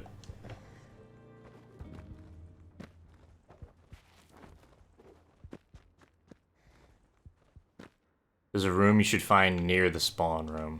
Okay. That's a good noise, right? That means we're doing right things. That means we're doing good things. To the left of it. Yeah, I figured where you're talking about.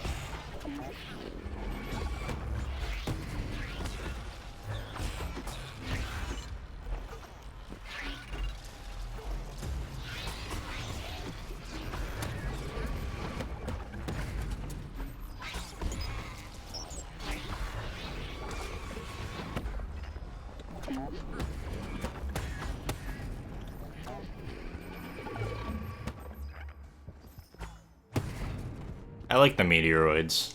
They're just trying to run into shit and chilling, then they take a nap. Very comfy, you know?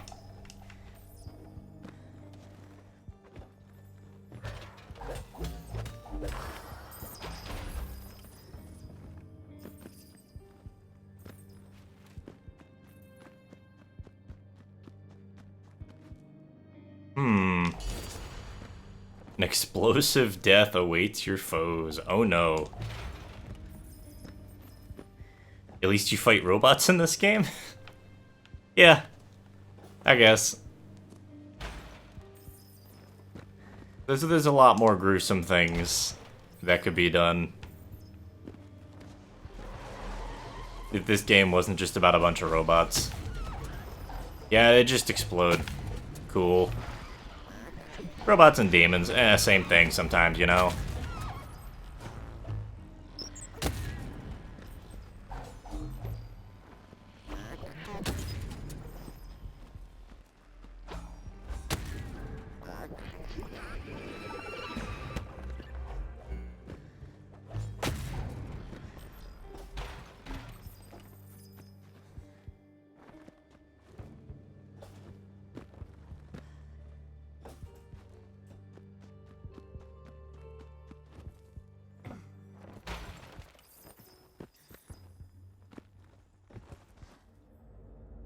The incinerator. Alright. Was es Gesellschaft feverish,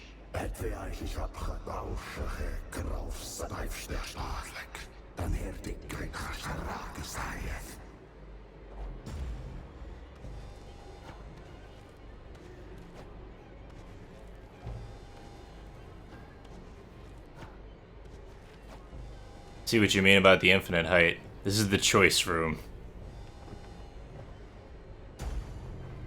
So whenever you get an Elder Shard, you can fucking come back here and just demolish it, and I'm assuming it makes shit harder.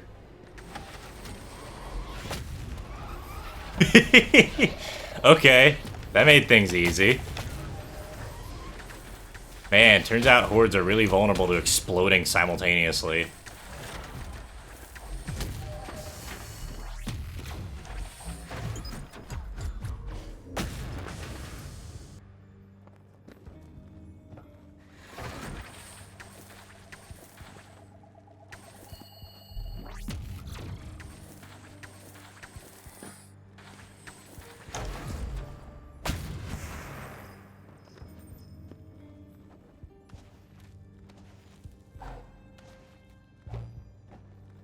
Analog stick.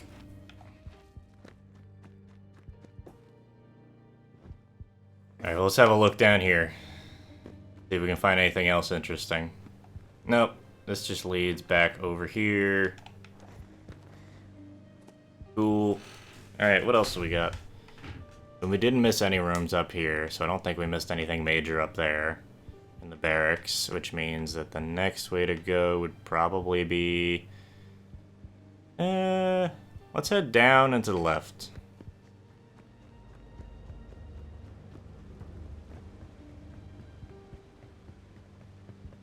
Actually, while we're here, why don't we just level up? So the Elder Shard upgrades can be destroyed or used to upgrade your abilities. This is how you pick your ending. You do get alternate Valkyrie powers if you destroy shards. I gotcha. Going up.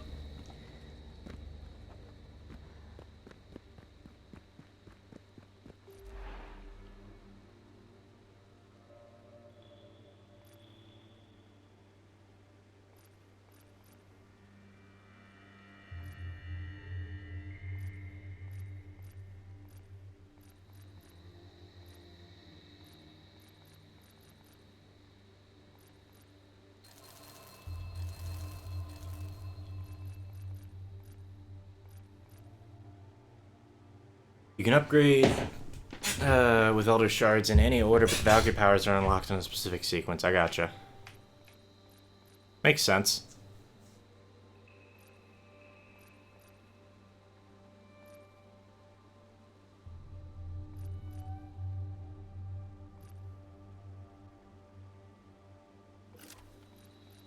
Let's just go for, like, survivability right now, really.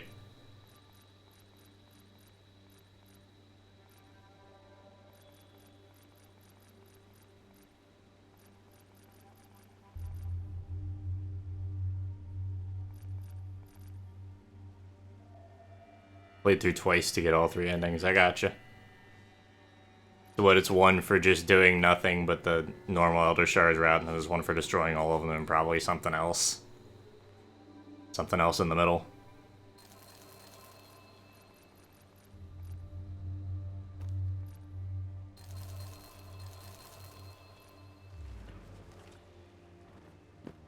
Damage is good.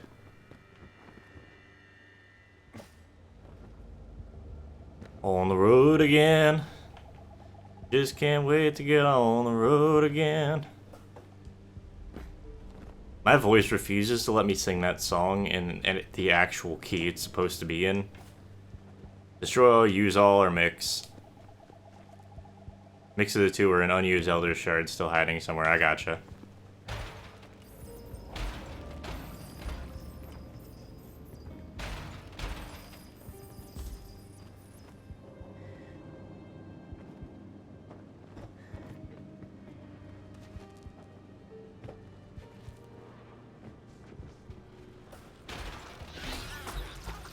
That was the double jump room.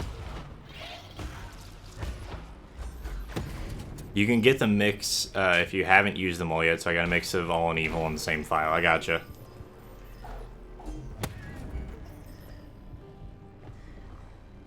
Can you destroy them at any time, or do you have to use them to upgrade your powers?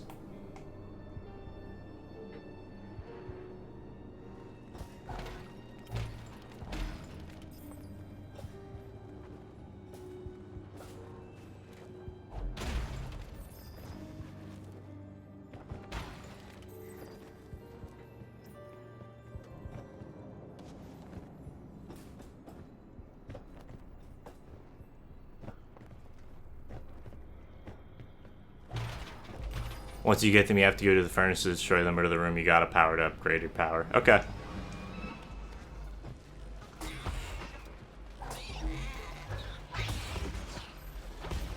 I hear violins. That means that there's something coming. Help.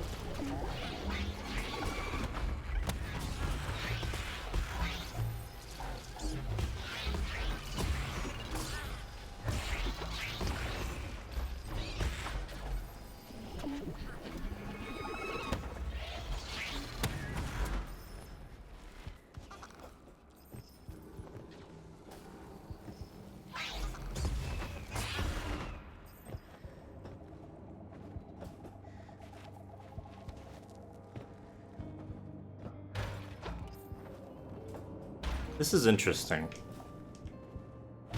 I don't know, I feel like they definitely got a lot of things right with the game. The upgrade tree feels okay. I kind of hate those sorts of upgrade trees where it's just like raw stat upgrades rather than anything like interesting. But it's not the worst thing.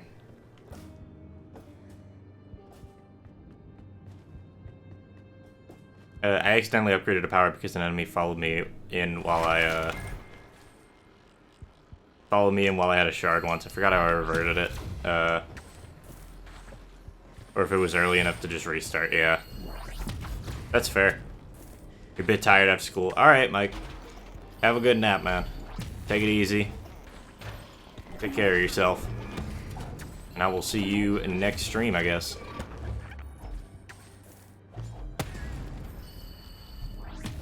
Okay, I'm gonna go take care of this fucking hunter that spawned up here, because he's being annoying. Ah, so that's how you can get a boost with the dodge. Because the dodge roll is way faster than your normal movement speed. You roll off a ledge and then jump with your double jump. Lets you keep the speed moving for longer. Like that. Lets you keep your momentum for longer, rather, I guess is a better way to put it.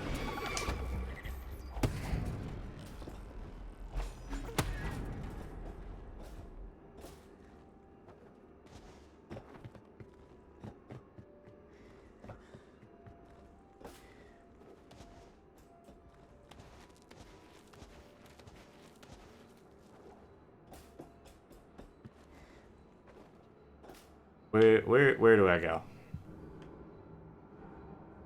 I can run all the way around down here to unlock that door. Or no, that one's unlocked. At least the part that I want. I shouldn't just run all the way back over there because I'm already over here. So we'll... guess we'll head left. Storms of the meteor enemies are fun because later on it's just like, did I touch the ground for that fight? Like, at all? Why would you touch the ground? You don't need to.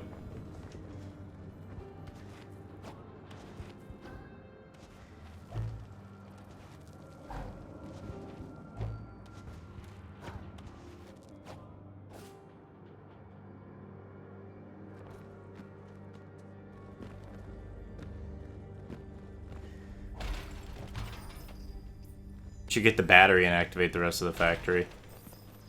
So what, to the left?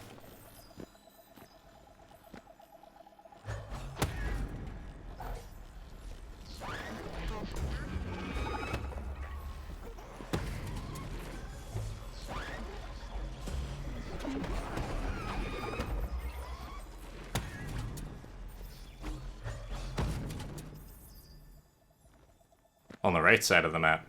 There's a battery over here, too. No battery over here. Alright.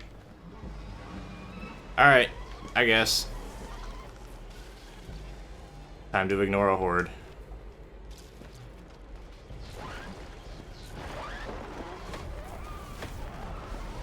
I'm just gonna wait for them all to pile up.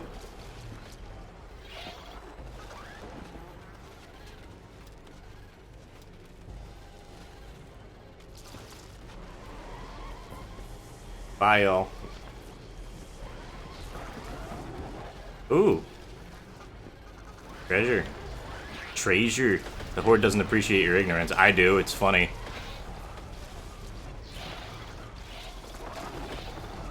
This is how we farm, kids. This is being efficient. I'm going to where I want, and the Horde will follow me there. And if they don't like it, too bad.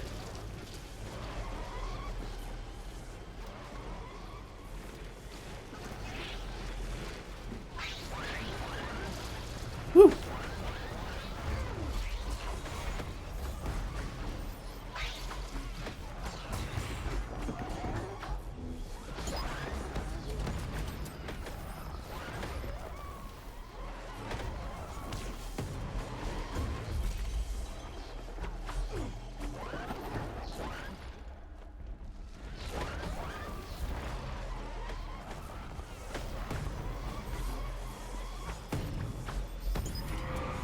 Got a health elixir, got a perk, shield overdrive, cool. Doop. I was just waiting for a nice spot to fight him in, really.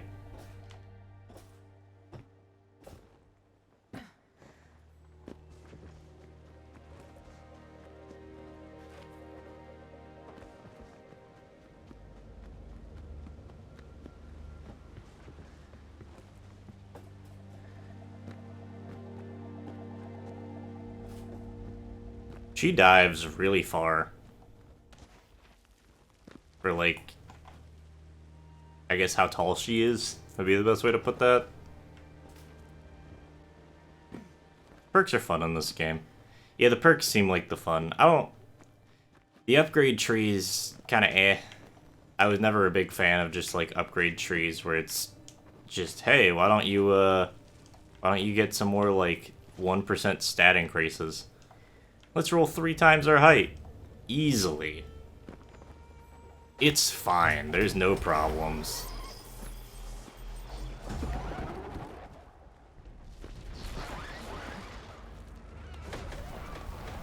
Beep, beep.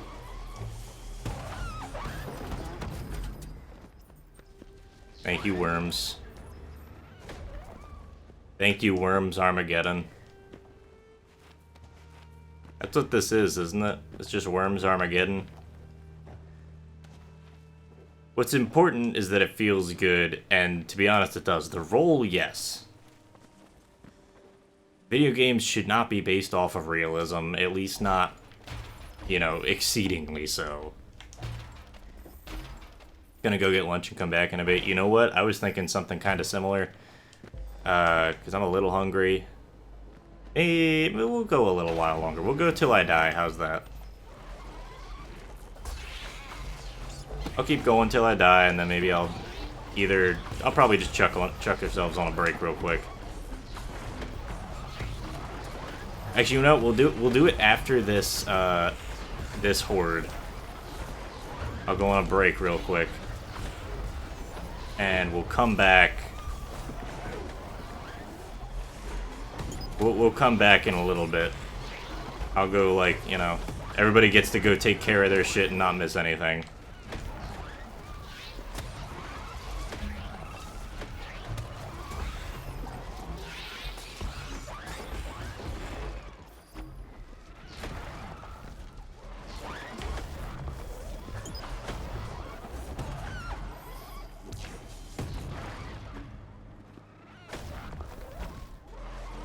Yeah, we'll go ahead and take a break real quick, because I think we could everybody use one for a moment.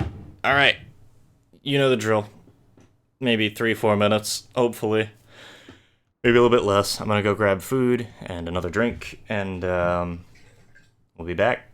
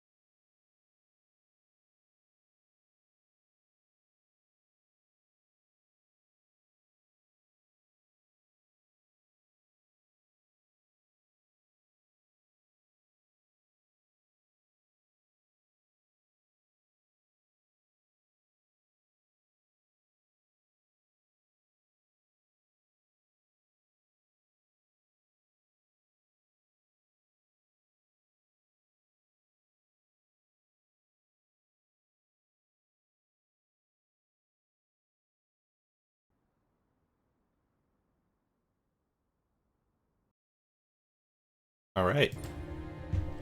We're back. Got a lunch, but for the moment I'm just gonna eat the grapes off the plate.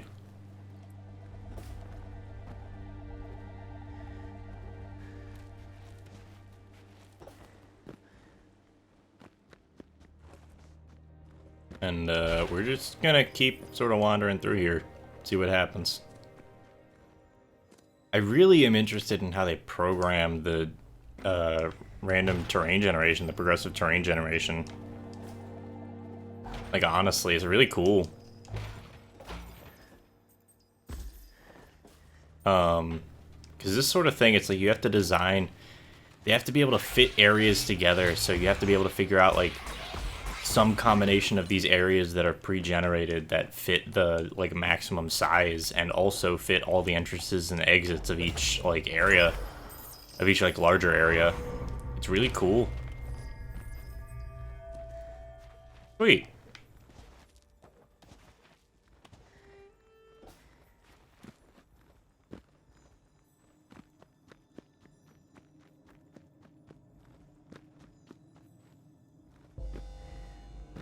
I guess we just get to do this one, huh?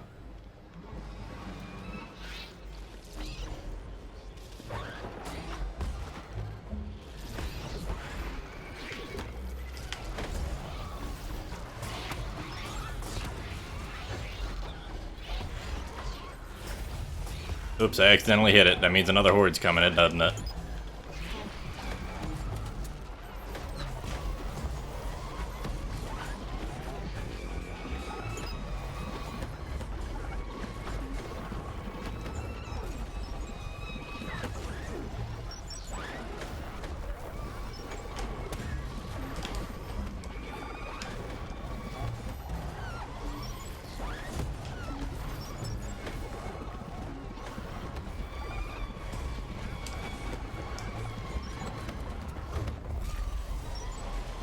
Huh.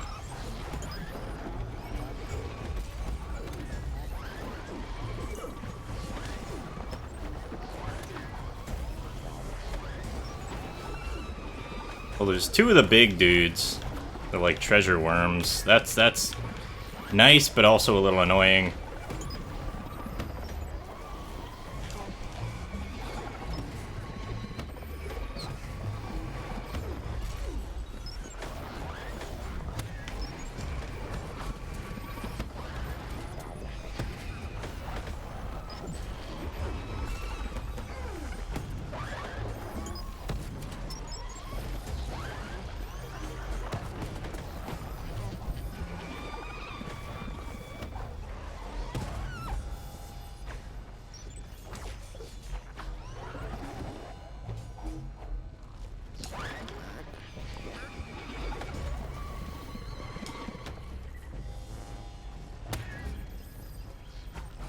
That went by a little bit better than expected.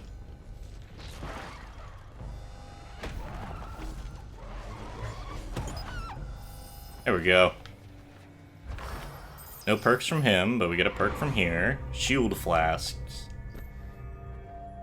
Huh. I'm assuming that's a way to, like, regenerate shield with, like, a consumable. That's kinda nice.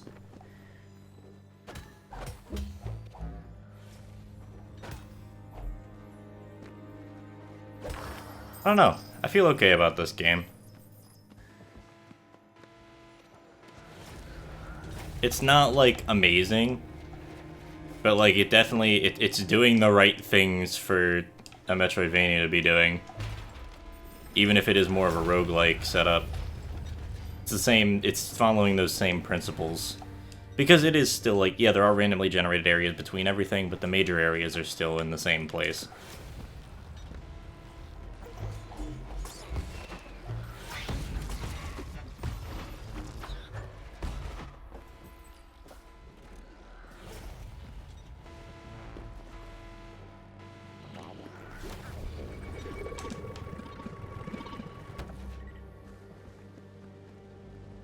The treasury.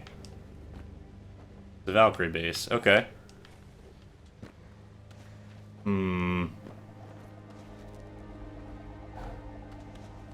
Oh, okay, the waterfall pushes you down.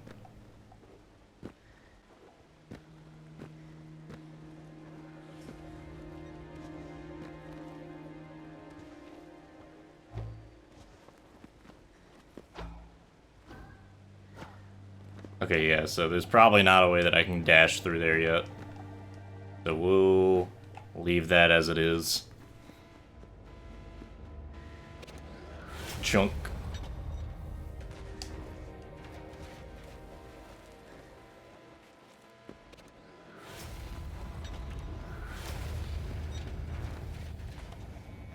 Yeah, like, I can't not perceive those as just, like, a part of the background. Those big, like, spike things that deal damage to you. Like, I swear on my life, I'm, like, not even perceiving them as a problem.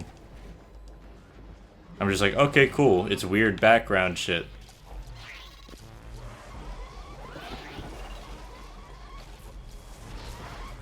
Ignoring, ignoring.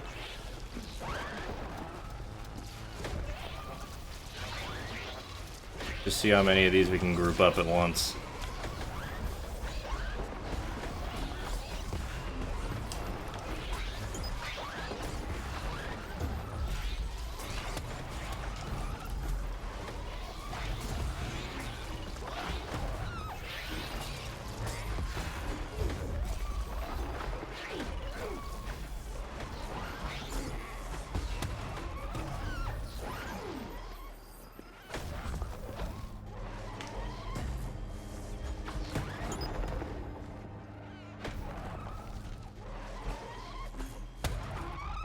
Here we are. Alright, so I saw a little bit of... looks like another way into a new area here. Could go down and get that last room, but we're gonna walk around a little bit up here and see what's up. This green is reminding me of something, and I don't know what. Like, just the, like, green hue on everything, that sort of tint. More crystal.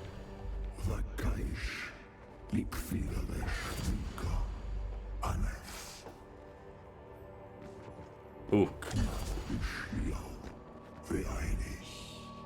You're back. Welcome back. I got a little bit of lunch myself, although I'm probably not going to be eating a ton of it.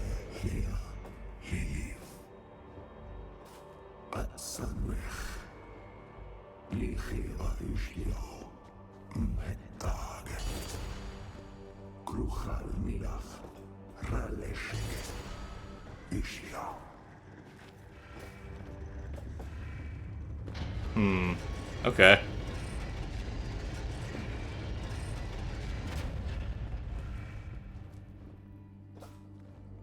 Here's the armory.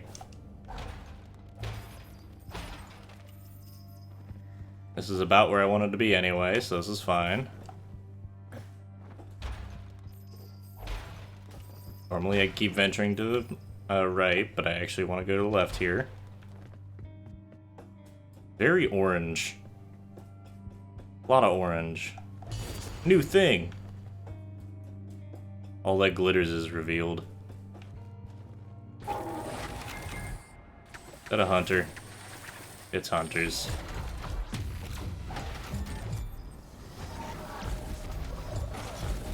What the hell is that thing?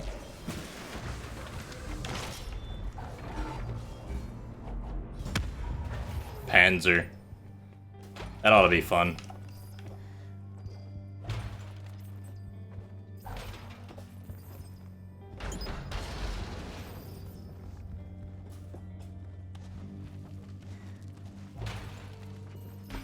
Alright. Here we go. Whack. Time to restart everything again.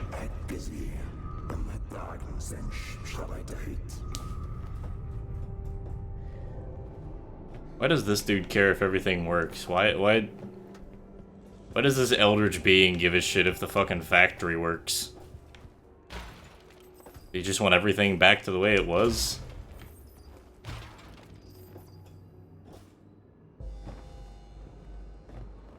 Can't go that way. Horde coming.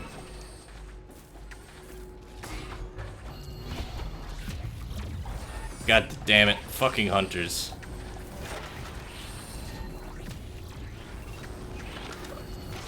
What the hell is that?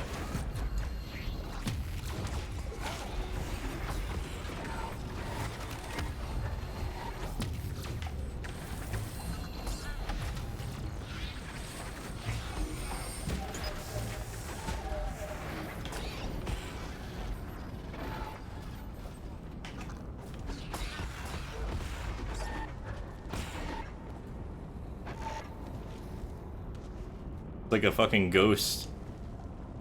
Spooky. Then a mini boss.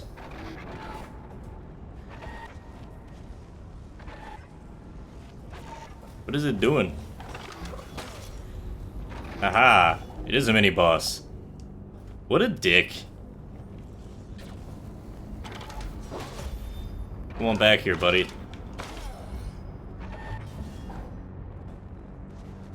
Okay, so Valkyries were like men with machines and shit who didn't really believe in eldritch horrors and gods and all that. Got it.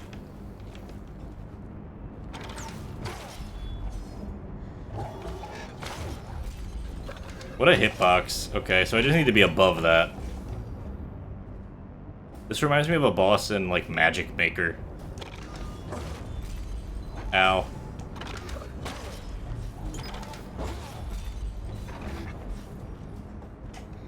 Yeah, this reminds me of, like, a boss in Magic Maker that would, like, only show up to, like, bother the shit out of you if you didn't do specific things. Elder Shard Fragment and Death Blow, rank 1.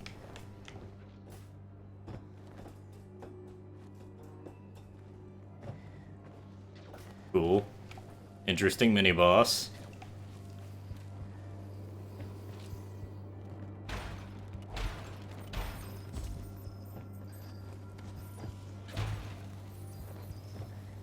Of course, now I get health elixirs out the ass when I don't need them. Okay.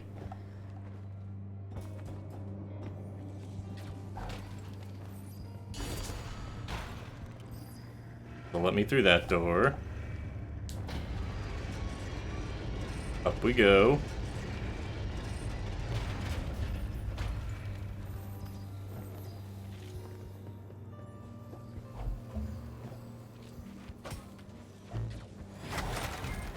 Aha. So you can't go up those.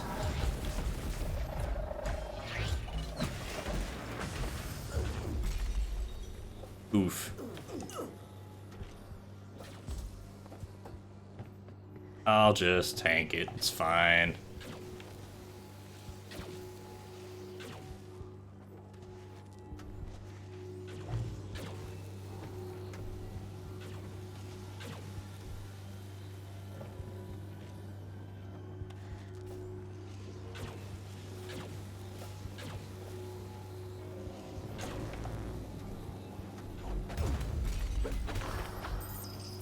Give me the things.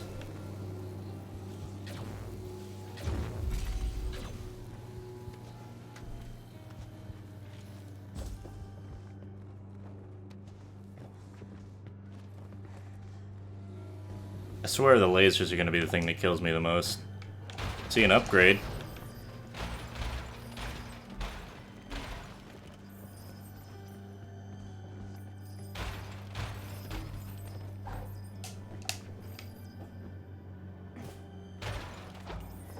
Oh, maybe it's the upgrade that lets me activate these machines. That'd be nice.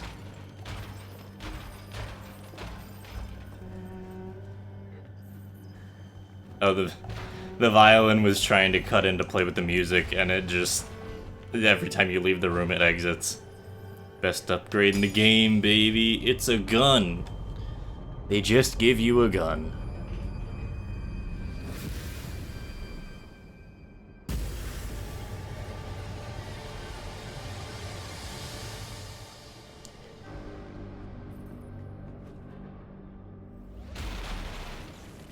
Alright then.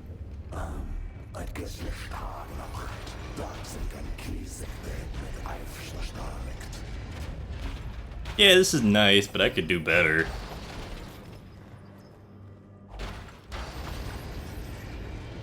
Oh, okay, now things start dropping ammo for your Valkyrie cannon. Cool. That makes sense. Not like lore-wise, but mechanically.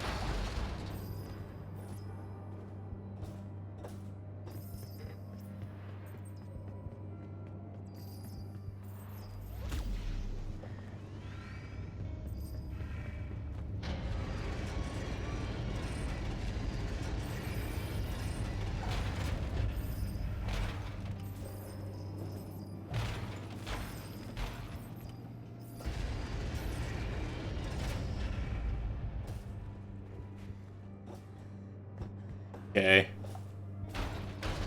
Down we go.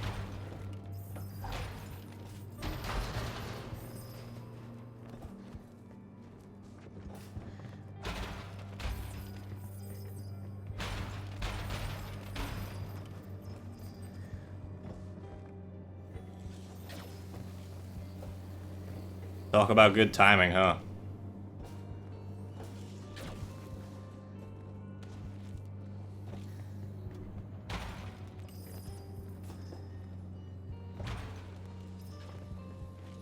Lore-wise, you're in a Valkyrie base, and the, yeah, you could have hidden them from your perception.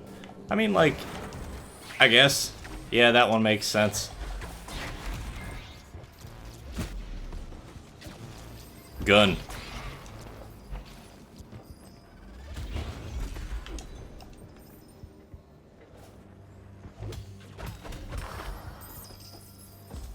Gun good.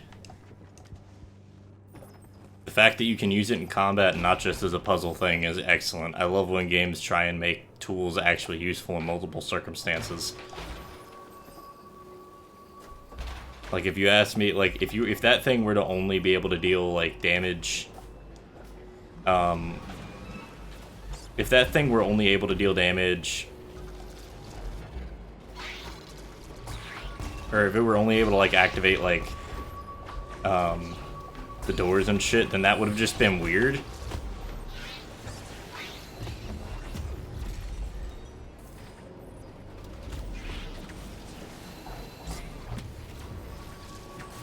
Oh, hey.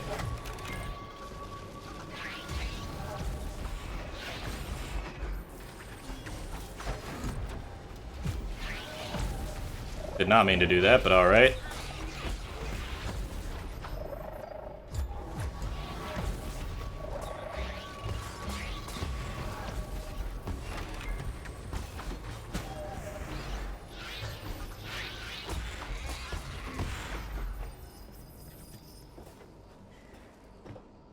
Yeah, gun's pretty strong. I kind of like it.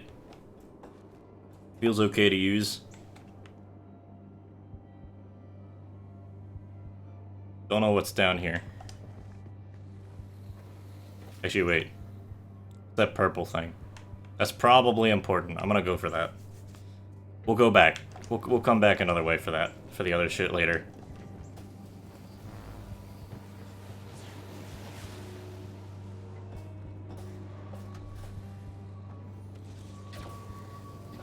Purple thing is a horde chest. Okay. I mean, that means you might get a perk from it, right?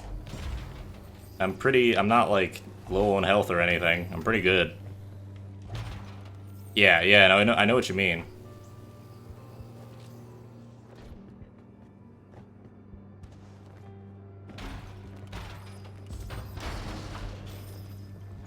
And I've got full gun ammo, I've got full elixirs, I've got full health. Perk. I don't even know if I'm gonna like half of these perks, because right now I'm literally just grinding out shards. I'm just like, let me just get most of this grinding done as early as possible so I don't have to do it later.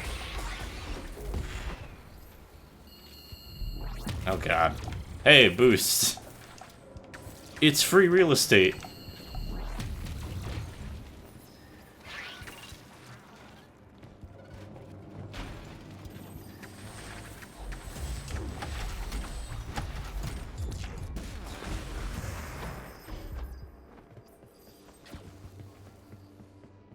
Infinite gun. One of the perks is that you have lower max ammo for the gun, but it regenerates over time. Huh. You know what? That's actually not bad. That almost feels like exclusively a benefit.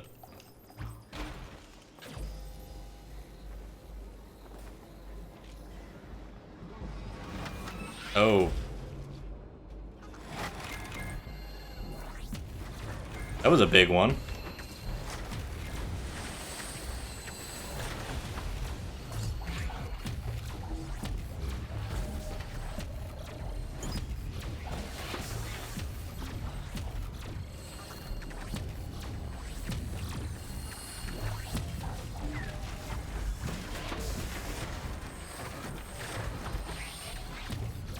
I haven't even hit the fucking thing yet, for the record.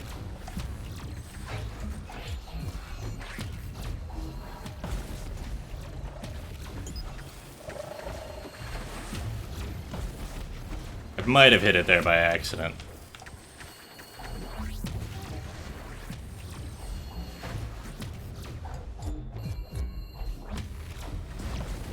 We'll hit it.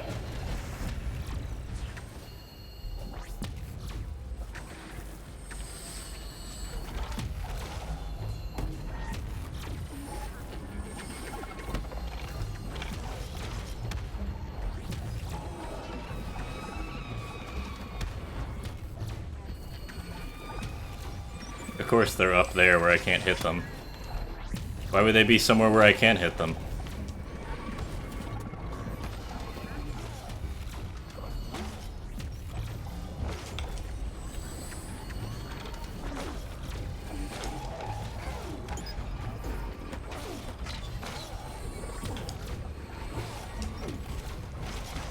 Help.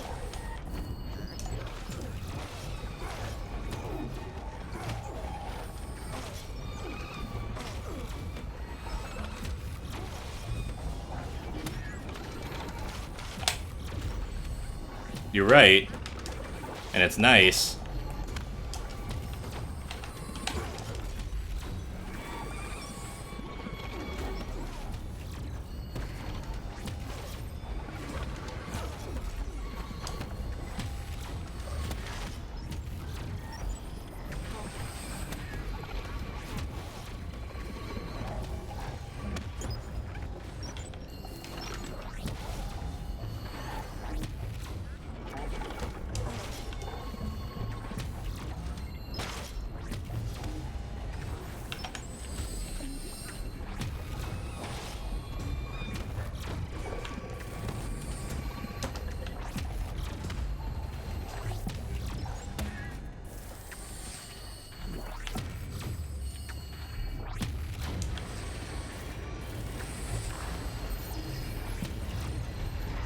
I would have been kind of mad there if I didn't manage to get the fucking perk out of the thing.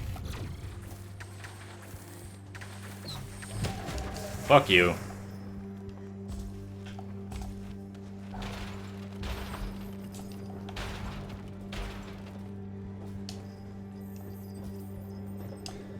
This is interesting, though. This game's a lot of interesting. I'll put it that way. It's not bad. Some of it's a little weird, but it's not, like I said, it's not bad.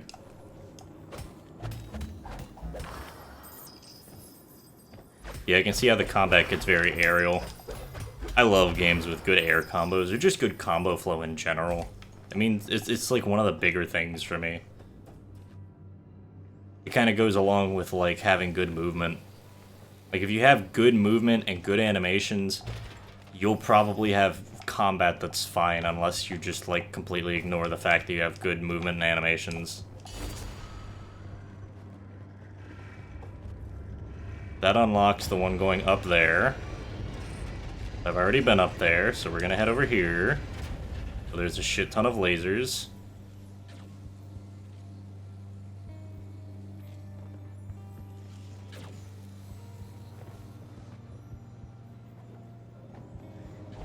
Can't get in there. We gotta shoot something that I missed. It's way over here.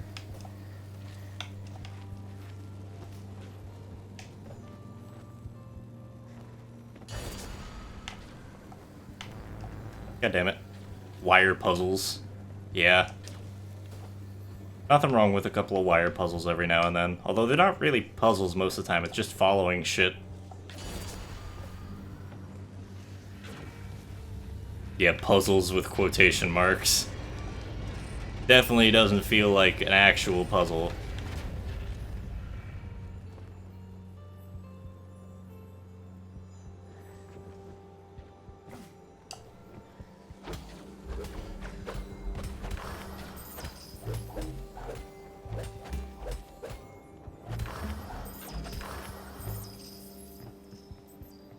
Give me the treasure.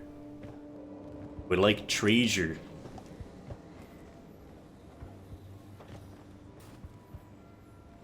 Going up to a completely new thing. Oh boy, we get some lore. And some chromatic aberration.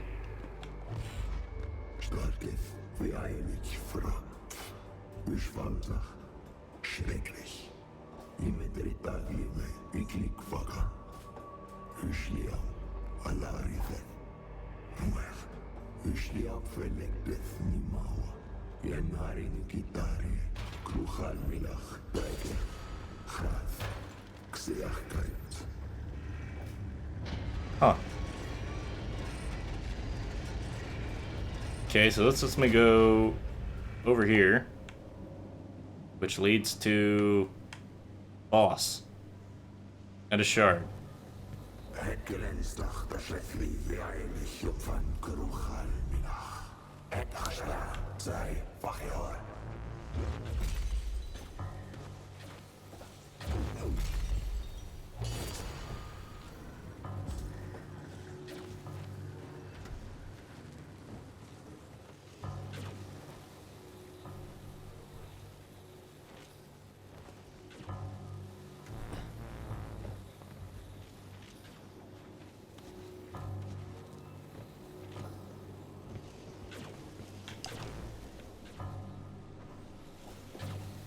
Turns out lasers don't mean shit when you got a shield. That'll unlock the way back. So I don't have to go through that shite again. Gotta go down now.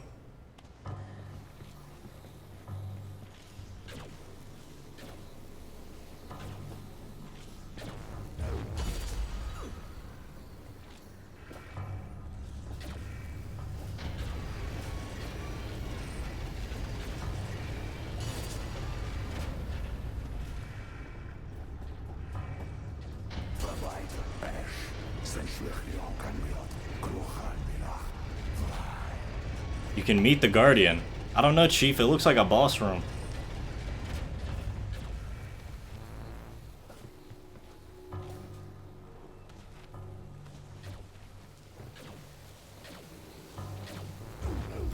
Yeah, okay.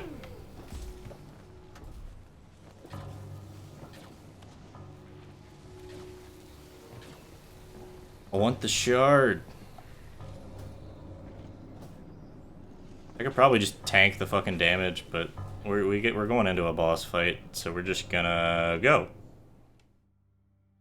You're invulnerable while dodging enemies. Thanks. Good to know.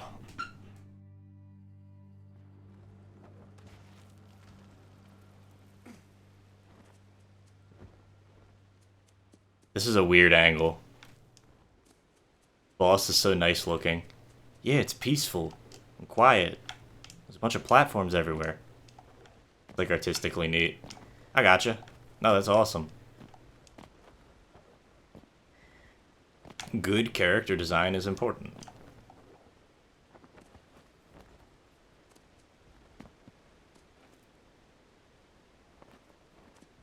I mean, he's kind of ugly. I didn't mean pretty. I just meant like good character design.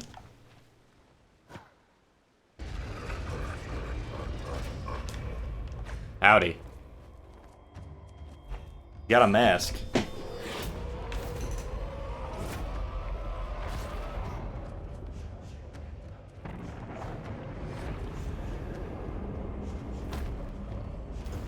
I see. Platforming boss.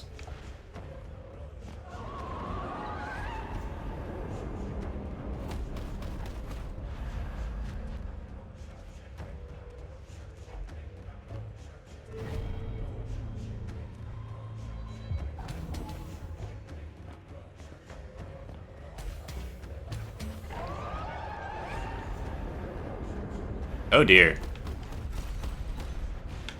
Don't know how to deal with that, really. Well, I do, but I could not deal with it in the moment.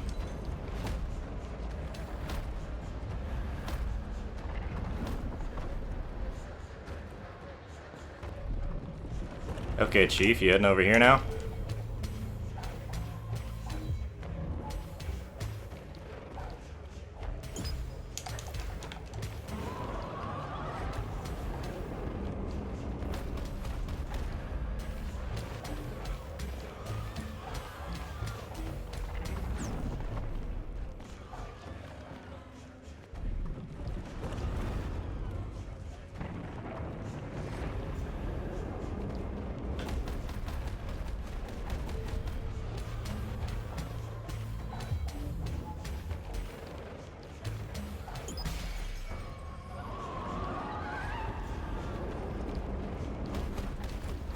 Oh, I missed the bottom one.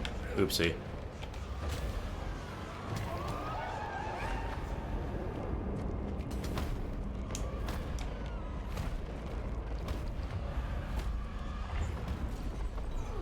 Yeah, I'm just gonna die here. I don't care. I'm hungry. I'm gonna eat. Portals can be destroyed. Fist hitboxes don't linger. You know who made this game now?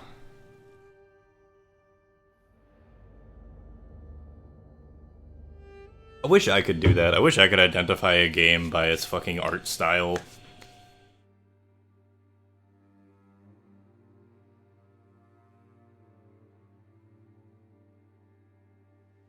You know what? I think I'm gonna call it here. We'll do upgrades, but I think I'm gonna call it here beyond that.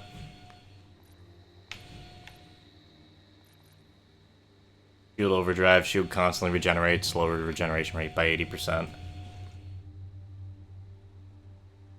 They made Jotun and Spiritfarer. Yeah, that would explain why you know it. I know you've played both of those. I haven't seen anything from either of those games, so...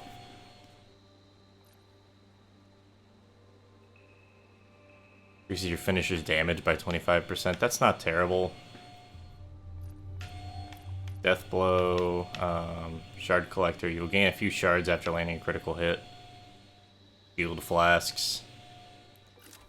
Actually, there's an idea. I go Assassin, Shard Collector, and then take critical hit chance. This is just, that's finisher charges.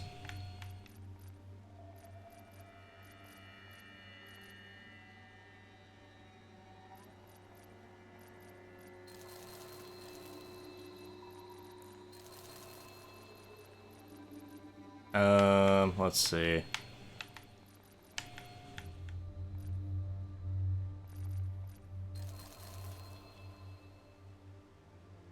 Eschaton Prayer just seems nice.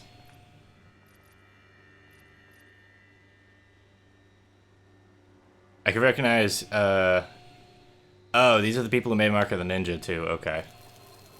I should recognize it, I just don't.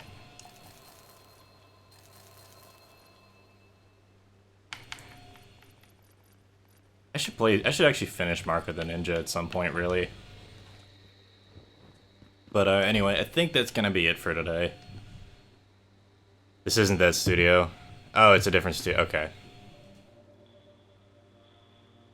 The way that was worded made it seem... I didn't know the studio name. You recognize a different studio. Yeah, that's fine. I understand. But, yeah, I think I'm gonna call it here today. I've got a little bit to do before class anyway, so... Anyway, thank you all for hanging out. Thank you for sticking around. I hope you had fun. I hope it was at least somewhat entertaining to watch. And, everybody have a good Halloween. Let's find someone to raid while I'm thinking about it.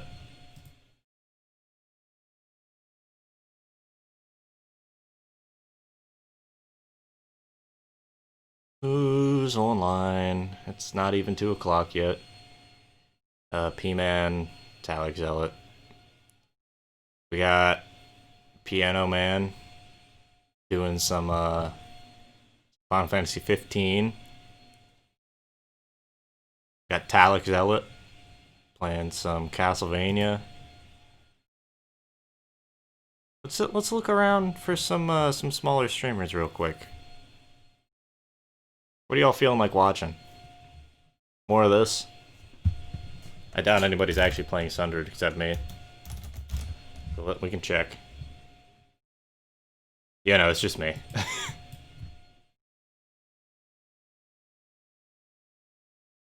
Yeah, we got Talic Zealot doing some speed runs of Castlevania. I don't actually know which Castlevania that is.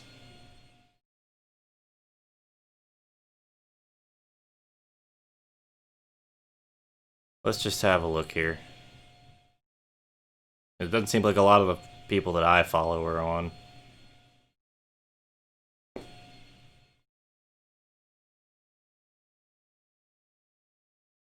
See if anybody's playing through Hollow Knight. I'm sure somebody is. Looks like just speedrunners. Jeez, nobody's on. Wow. Well, I guess I guess we'll raid P-Man.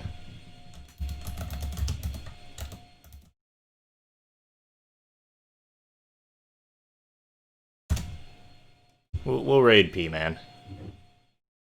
He's a chill dude. He usually does speedruns, but he plays all sorts of stuff. I don't know what he's doing in 15 right now. I'd imagine he's not speedrunning it. Anyway, you guys have a good day. And, I'll catch you probably Sunday. Assuming everything works out. See ya.